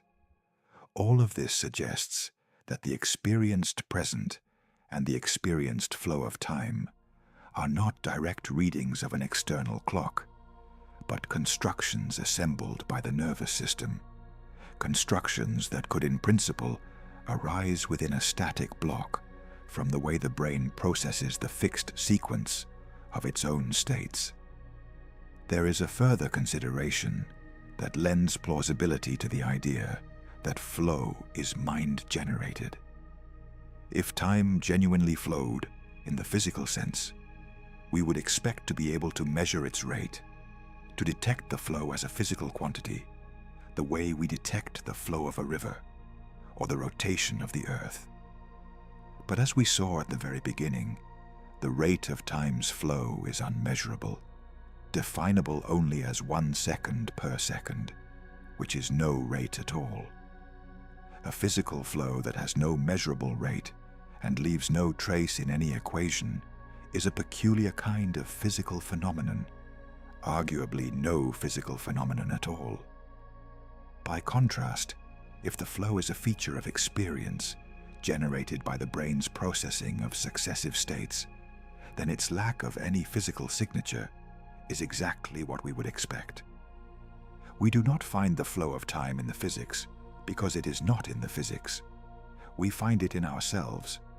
The flow is real as an experience, undeniable as a feature of consciousness, but it may be a property of how we apprehend the block rather than a property of the block itself. It must be said plainly that this is the most speculative and least settled part of the entire picture. The physics of relativity gives strong reasons to take the block universe seriously. The thermodynamic account of the arrow of time is well developed and widely accepted. But the explanation of why we experience flow, of how a static structure gives rise to the felt passage of time, remains genuinely open. The problem of consciousness is one of the hardest in all of science, and the specific question of how subjective temporal experience arises is bound up with the larger mystery of how any subjective experience arises at all. We do not have a complete theory of consciousness, and so we do not have a complete account of temporal experience. The block universe can offer a coherent story, a plausible direction, an indication of how flow might be reconciled with a static structure, but it cannot yet claim to have solved the problem. The felt passage of time remains, in important respects, unexplained. This honest acknowledgement of uncertainty is important because it would be a mistake to present the block universe as a finished theory that has dissolved all the puzzles of time. It has not. What it has done is relocate the central mystery.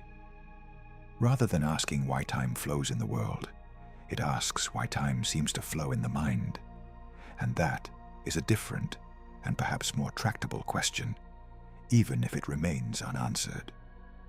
The block universe trades a problem in physics for a problem in cognitive science and the philosophy of mind, and whether that is progress depends on whether one finds the latter problem more amenable to eventual solution.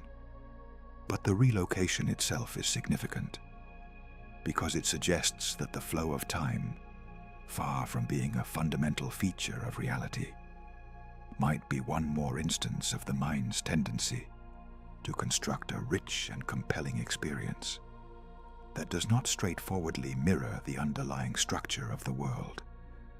And if that is so, then we are led to ask whether the block universe is truly the only option, or whether there are rival pictures of time that take our experience of flow more seriously while still respecting the physics.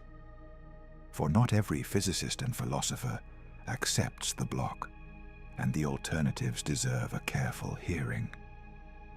Not everyone is willing to accept that the future already exists, and among those who resist, one of the most carefully developed alternatives is a model that tries to occupy a middle ground between the flowing time of common sense and the static block of relativity.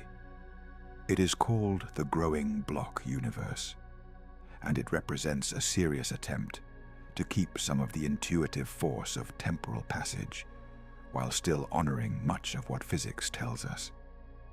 The idea was articulated in the early 20th century by the philosopher C.D. Broad, and it has continued to attract defenders who find the standard block too austere and the denial of all becoming too hard to swallow.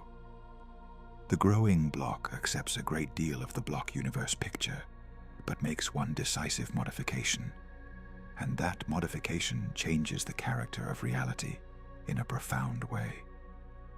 The growing block model agrees that the past is real. The events of yesterday, of last year, of the distant past, all genuinely exist, fixed in place, just as the standard block universe holds. It also agrees that the present is real, that this moment exists. Where it parts company with a standard block is in its treatment of the future. According to the growing block, the future does not yet exist. It is not a region of reality waiting to be reached.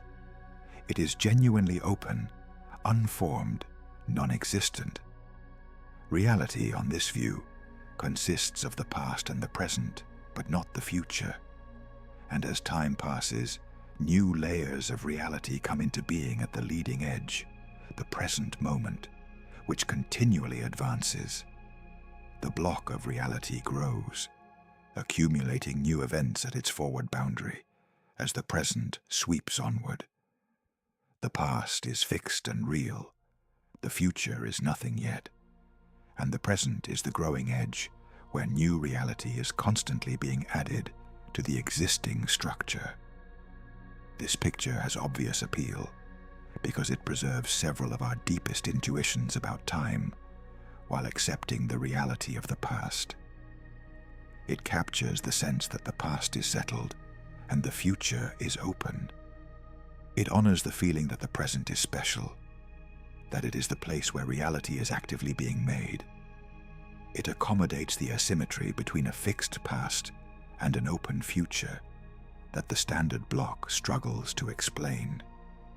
And it retains a genuine sense of becoming, of new things coming into existence, which the static block denies entirely.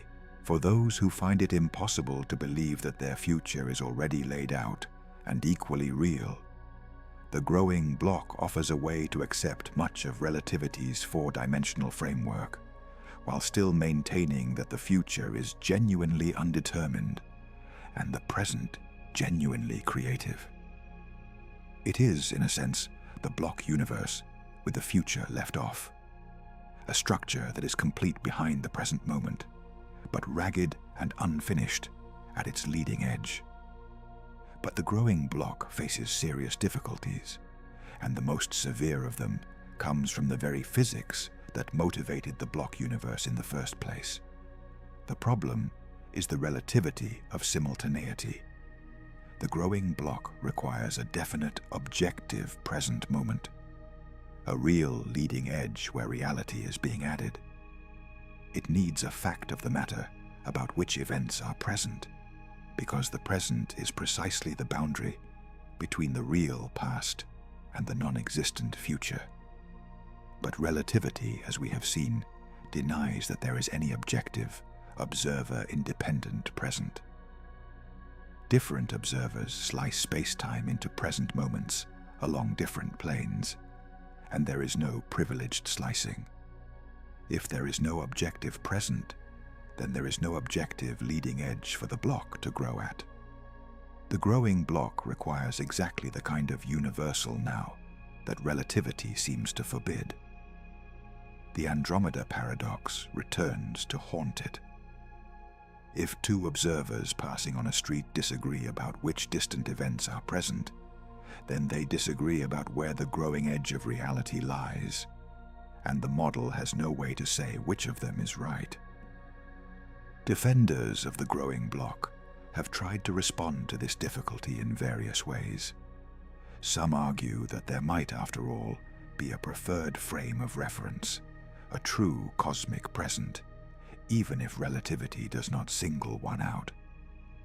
They point to the fact that cosmology actually does provide a natural frame, the frame in which the cosmic microwave background radiation, the afterglow of the Big Bang, looks uniform in all directions. This frame defines a kind of cosmic time, a measure of how long the universe has been expanding, that observers across the cosmos could in principle agree upon. Perhaps these defenders suggest this cosmic time provides the objective present that the growing block needs, and the relativity of simultaneity, while real, simply reflects the perspectives of observers moving relative to this preferred cosmic frame. This is a coherent response, but it comes at a cost.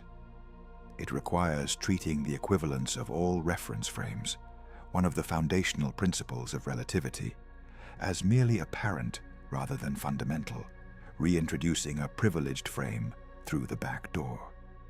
Many physicists find this unattractive, a reversal of the central insight of relativity for the sake of preserving an intuition about time.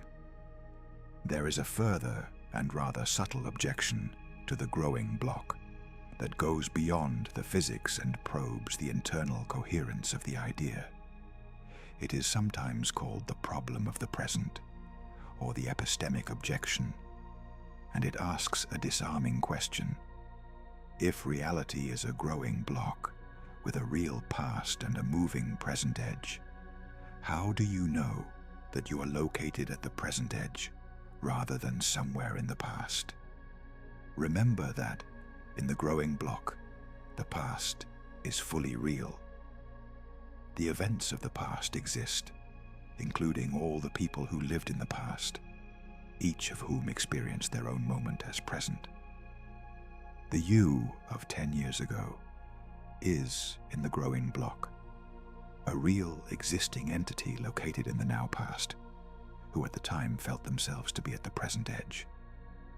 But that earlier you was wrong to think so, or rather, was right at the time, but is now in the past. So how can you right now be confident that you are at the genuine leading edge, and not, like that earlier self, an entity in the past who merely feels present? Every moment in the growing block, when it was the edge, felt present, and all those past moments still exist with that feeling intact. The feeling of being present cannot distinguish the real edge from the countless past moments that also feel present. This is a genuinely troubling objection, because it suggests that the growing block undermines our confidence in being where it says the action is, at the creative edge of reality. The standard block universe, by contrast, takes this objection in stride, because it makes no distinction between the edge and the rest. In the standard block, every moment is equally real and equally present to itself, so there is no puzzle about whether you are at a privileged edge. You are not, because there is no edge. Every moment of every world line simply is, each feeling present from its own standpoint, and the question of which is the real present does not arise because the question is malformed. The growing block introduces the notion of an objectively moving present in order to capture our intuition of becoming, but in doing so, it creates puzzles about how we could ever know we occupy that present, puzzles that the static block avoids by denying that any moment is objectively privileged. This is a curious situation, in which the model designed to respect our intuitions ends up undermining them, while the model that denies our intuitions ends up internally consistent. Still, the growing block remains a live option, defended by thoughtful philosophers who judge that the reality of becoming, the genuine coming into being of new events, is too important to surrender, and who are willing to pay the price of a preferred cosmic frame to keep it. The debate between the growing block and the standard block is, in part, a debate about how much weight to give our experience of temporal passage against the formal structure of our best physical theories. Those who side with the block argue that experience can mislead us, that the history of science is full of intuitions overturned, and that we should follow the physics where it leads. Those who side with the growing block argue that the passage of time is so fundamental to our existence, so undeniable as a feature of reality, that a theory which denies it altogether has thereby shown itself to be incomplete, and that the proper response is to seek a physics that accommodates becoming rather than to accept a metaphysics that denies it. This disagreement points toward an even more radical alternative, one that takes the reality of the present to its logical extreme and denies the reality of both past and future. If the growing block keeps the past real and rejects only the future, there is a position that goes further still, holding that only the present moment exists at all, that the past is gone and the future is yet to come, and that reality consists entirely of the fleeting now. This view aligns most closely with the way ordinary people instinctively think about time, and it has its own distinguished defenders. But it faces the sternest challenge of all from relativity, for if a single objective present is hard to reconcile with the relativity of simultaneity, then a reality consisting of nothing but that present is harder still. To weigh the block universe fairly, we must give this final alternative its due and see whether the most common-sense view of time can survive contact with modern physics. The view that only the present exists is called presentism, and it deserves attention precisely because it is the position closest to untutored common sense, the one most people would endorse if asked without prompting what is real. Presentism holds that only the present moment is real. The past existed, but exists no longer. The future will exist, but does not yet. Reality is confined entirely to the now, the single present instant, which is all there is. Dinosaurs are not real because they belong to the past which does not exist. Your future grandchildren are not real because they belong to the future which does not exist. Only what is happening now has being. As the present moment changes, reality changes with it, the old present ceasing to exist and a new present taking its place. This is, for most people, simply the obvious truth about time, so obvious that the alternatives can seem like philosophical games. The past is gone, the future is not here, only now is real. What could be more evident? Presentism has the great virtue of taking our experience of time at face value. It honors the special status of the present, the sense that now is uniquely real, more completely than any other view. It accommodates the openness of the future, the fixity of the past, and the genuine passage of time, all of which fall naturally out of the basic claim that only the present exists. For the presentist, time really does flow in the most robust sense. Reality itself is continually being remade as one present gives way to the next. There is no static block, no eternally existing future, no four-dimensional structure containing all events. There is only the ever-changing now, and the flow of time is the constant replacement of one present by another. This is a clean and intuitive picture, and it explains our experience of a temporal passage directly, without any need to dismiss that experience as illusion. But presentism collides head-on with relativity, and the collision is severe. The entire framework of relativity is built on the notion of space-time, a four-dimensional structure in which events at different times stand in definite geometric relationships to one another. The relativity of simultaneity, in particular, poses a direct threat to presentism. If only the present is real, then there must be a definite fact about which events are present, about what constitutes the now whose contents alone exist. But relativity denies any such observer-independent fact. Different observers disagree about which distant events are simultaneous with their now, and there is no privileged answer. For the presentist, this is catastrophic, because it means there is no objective fact about which events are real. If reality is whatever is present, and the present is observer-dependent, then reality itself becomes observer-dependent, which most presentists are unwilling to accept. Existence surely should not depend on one's state of motion. Yet that is precisely what presentism seems forced to conclude when combined with the relativity of simultaneity. The difficulty can be sharpened. Consider the two pedestrians of the Andromeda scenario, passing each other on the street. For one, certain events in Andromeda are present, and therefore for a presentist real. For the other, different events in Andromeda are present, and therefore real, while the events the first pedestrian counts as present lie in the future, and therefore for a presentist do not exist. So one pedestrian holds that a certain event in Andromeda is real, and the other holds that the very same event does not yet exist.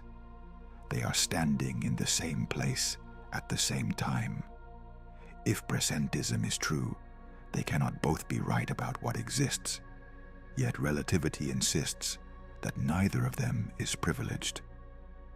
The presentist is driven either to deny relativity, to insist on a preferred frame, and a true present that relativity says does not exist, or to accept that what exists depends on how one is moving, which abandons the objectivity of existence that made presentism attractive in the first place.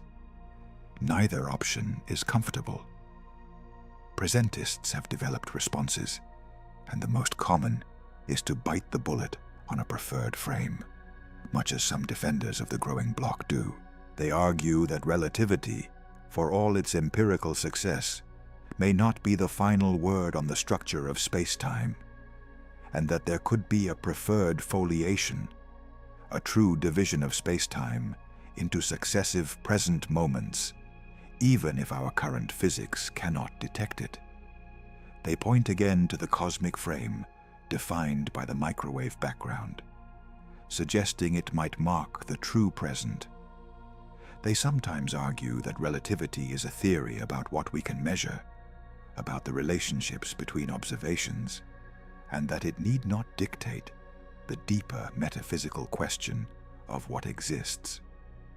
On this view, relativity describes the appearances correctly while remaining silent about the underlying reality, which could still contain an objective present that relativity simply cannot access. This is a defensible philosophical position, but it requires holding that our most successful theory of space and time is, in a certain sense, not telling us the full truth about space and time, that beneath the relativistic surface lies a Newtonian-style absolute present that the theory cannot see. Many find this an uncomfortable retreat, a willingness to posit unobservable structure solely to rescue an intuition. There is also a technical and somewhat ironic difficulty for presentism that arises from within physics itself, concerning how the laws of physics are formulated. Much of physics, including relativity, is most naturally expressed in terms of the entire space-time structure, in terms of relationships among events spread across time. The laws relate what happens at one time to what happens at another, treating both as equally available for the equations to work with. But if only the present exists, then the past and future events that the laws relate to the present are not there to be related.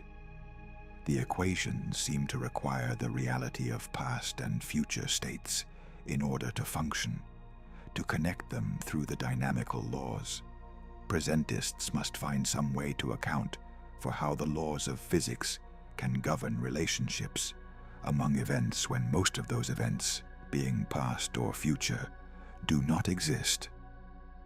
This is not an insurmountable problem, and presentists have proposed various solutions, but it adds to the sense that presentism, however intuitive, sits awkwardly with the actual practice and formulation of modern physics, which everywhere presupposes the availability of a four-dimensional structure. It is worth stepping back to appreciate the shape of the dialectic among these three positions, because together they map out the full space of options. The standard block universe says all of past, present, and future are equally real, and pays for this with the denial of objective temporal passage. Presentism says only the present is real, and pays for this with a severe tension with relativity and the objectivity of existence. The growing block stands between them, saying past and present are real, but the future is not, and pays for this with its own version of the conflict with relativity, plus the puzzle of how we know we are at the present edge. Each position secures some of our intuitions at the cost of others. The block honors the physics and sacrifices passage. Presentism honors passage and sacrifices the physics. The growing block tries to split the difference and inherits difficulties from both sides. There is no option that preserves everything we would like to keep, which is itself a significant lesson. The nature of time forces a choice among cherished beliefs, and reasonable thinkers have made that choice differently depending on which beliefs they weigh most heavily. What inclines many physicists toward the block is a particular methodological conviction, the principle that we should take our best physical theories as our guide to the structure of reality, rather than adjusting our theories to fit our intuitions. On this view, the lesson of the history of science is that intuition is an unreliable guide to the deep structure of the world. The Earth feels stationary, but moves. Solid matter feels continuous, but is mostly empty space. The intuition that time flows, however powerful, may be one more case in which the world is not as it appears.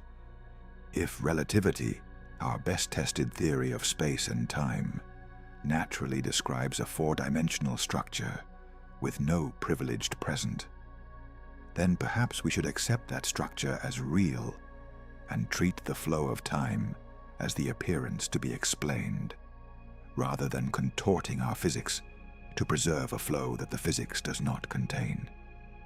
This is the reasoning that leads from relativity to the block, and it is a reasoning many find compelling.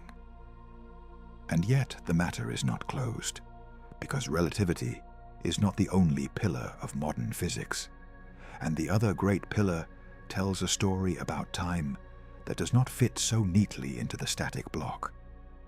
Quantum mechanics, the theory governing the behavior of matter and energy at the smallest scales, introduces features that seem, at least on some interpretations, to reintroduce genuine novelty, genuine indeterminacy, and perhaps even a genuine distinction between a settled past and an open future.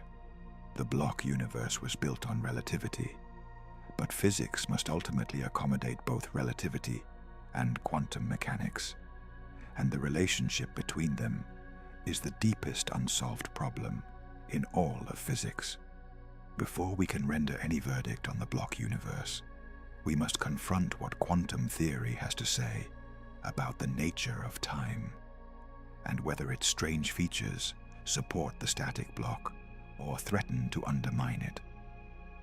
Quantum mechanics complicates the block universe in ways that go to the heart of what we mean by reality and time, and the complications begin with the most basic feature of the theory, the role of probability and measurement.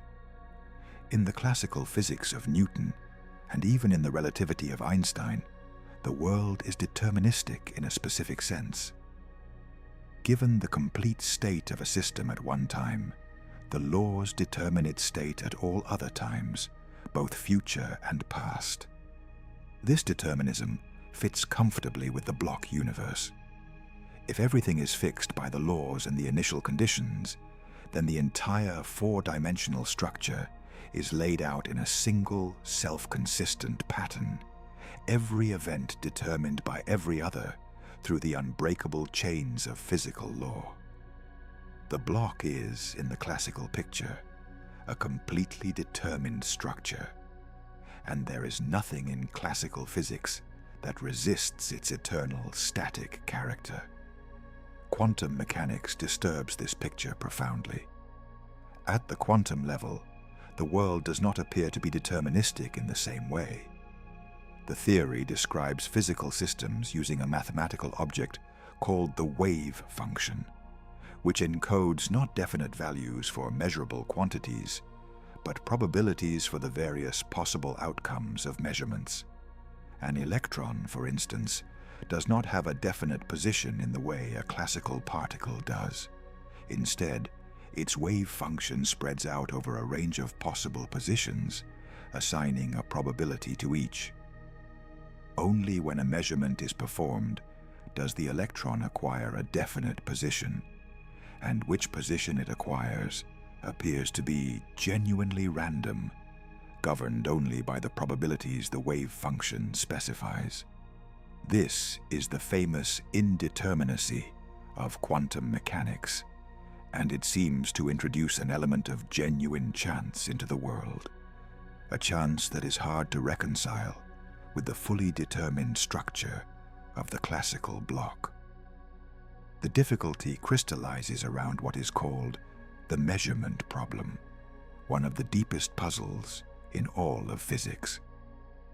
Before a measurement, the wave function evolves smoothly and deterministically according to a precise equation, spreading out and developing in a way that is entirely predictable. The wave function may describe a system as being in a combination of many possibilities at once, a superposition, as when an electron is described as being in many positions simultaneously. But when a measurement is made, we never observe a superposition. We observe a single definite outcome, one position, one value. The wave function appears to collapse from a spread of possibilities to a single actuality, and this collapse is abrupt, random, and not described by the smooth equation that governs the wave function the rest of the time. What determines which outcome occurs? The theory says only that each outcome has a certain probability. The actual outcome appears to be a matter of genuine, irreducible chance, selected from among the possibilities at the moment of measurement. This apparent collapse, this transition from many possibilities to one actuality, seems to introduce exactly the kind of temporal becoming that the block universe denies. Before the measurement, the future is open, a spread of possibilities. After the measurement, one possibility has become actual, and the others have vanished. This looks very much like genuine novelty entering the world, like the future being created rather than already existing. If quantum measurements genuinely select one outcome from many open possibilities, then the future cannot be already laid out in a static block, because before the measurement, there is no fact about which outcome will occur.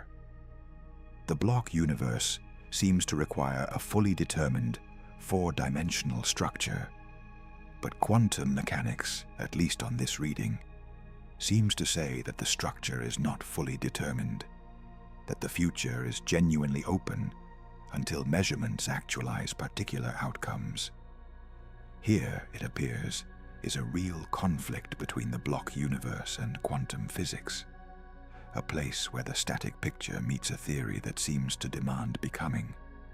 But the situation is far more subtle than this first impression suggests, because the interpretation of quantum mechanics is itself one of the most contested questions in physics, and different interpretations have radically different implications for the block universe. The picture just described, in which measurement causes a real collapse that selects one outcome from many, is only one way of understanding the quantum formalism, and it is not the only one, nor perhaps even the leading one, among those who think carefully about these matters. The mathematics of quantum mechanics is clear and unambiguous, and spectacularly successful in its predictions. What that mathematics means, what it tells us about the underlying reality, is a question on which physicists and philosophers genuinely disagree, and the disagreement bears directly on the fate of the block. Consider one influential interpretation, the many worlds interpretation, which takes the quantum formalism entirely at face value and denies that any collapse ever occurs. On this view, the wave function never collapses. It always evolves smoothly and deterministically according to the precise equation, with no exceptions. When a measurement appears to select one outcome, what actually happens is that all outcomes occur, each in its own branch of a vast, ever-branching reality.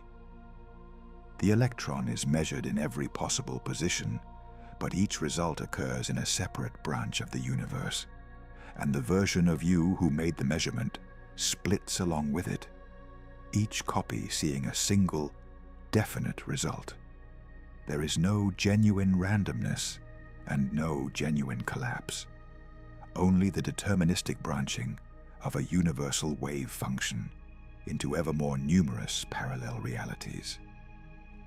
If this interpretation is correct, then quantum mechanics is fully deterministic after all, and the apparent openness of the future is an illusion arising from our being confined to a single branch. The block universe is restored, though it becomes an enormously larger and stranger block, a four-dimensional structure encompassing all the branches, all the parallel histories, all equally real, all laid out together. The future is not open. It is simply vast, containing every possibility as an actual branch. Other interpretations point in different directions. Some, like the various hidden variable theories, attempt to restore determinism by supposing that particles have definite properties all along, with the apparent randomness reflecting our ignorance of underlying variables we cannot access. These deterministic interpretations sit comfortably with a block universe, since they restore the full determination of the four-dimensional structure. Others embrace genuine indeterminacy and real collapse, and these fit more naturally with a picture in which the future is open, though they face their own severe difficulties reconciling collapse with relativity, since collapse seems to happen instantaneously across space, which sits uneasily with relativity's prohibition on faster-than-light influence. The point is that quantum mechanics does not deliver a single, clear verdict on the block universe. Depending on how one interprets the theory, quantum mechanics can be made to support the block by restoring determinism through many worlds or hidden variables, or to threaten it by insisting on genuine collapse and real becoming. The question of time's reality becomes entangled with the question of what quantum mechanics means, and neither question has a settled answer. There is a further and particularly deep tension that deserves emphasis, because it represents one of the genuine frontiers of physics. Relativity and quantum mechanics are both extraordinarily successful theories, confirmed to remarkable precision in their respective domains. But they treat time very differently, and reconciling them has proven enormously difficult. Relativity treats time as a dimension, geometrical, woven into the four-dimensional fabric of spacetime, with no privileged present and no fundamental distinction between past and future. Quantum mechanics, in its standard formulation, treats time more like an external parameter, a background against which quantum systems evolve. And in interpretations involving collapse, it seems to require something like a present moment at which measurements occur and possibilities resolve into actualities. These two conceptions of time pull in opposite directions. The geometric, static time of relativity supports the block. The evolving, measurement-punctuated time of quantum mechanics, on some readings, supports becoming.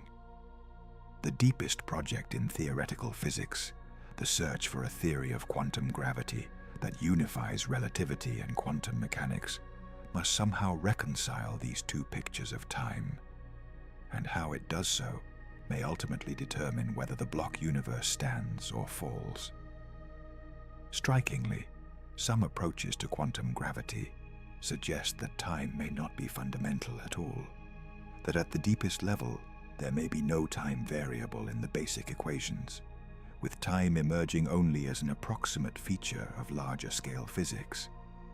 In one well-known formulation, the fundamental equation describing the quantum state of the entire universe contains no time variable whatsoever, a result so peculiar it is sometimes called the problem of time.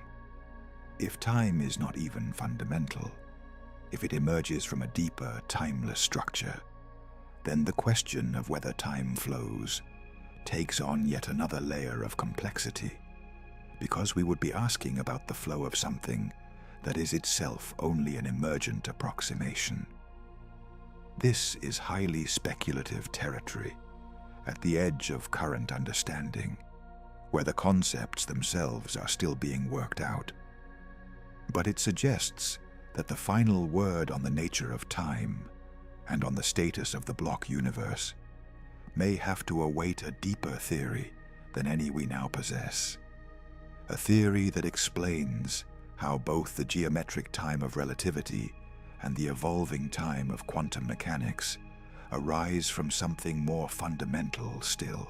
Until then, the block universe remains a powerful and well-motivated picture, but one that cannot claim the support of all of physics, since quantum mechanics, depending on its interpretation, may yet have something quite different to say.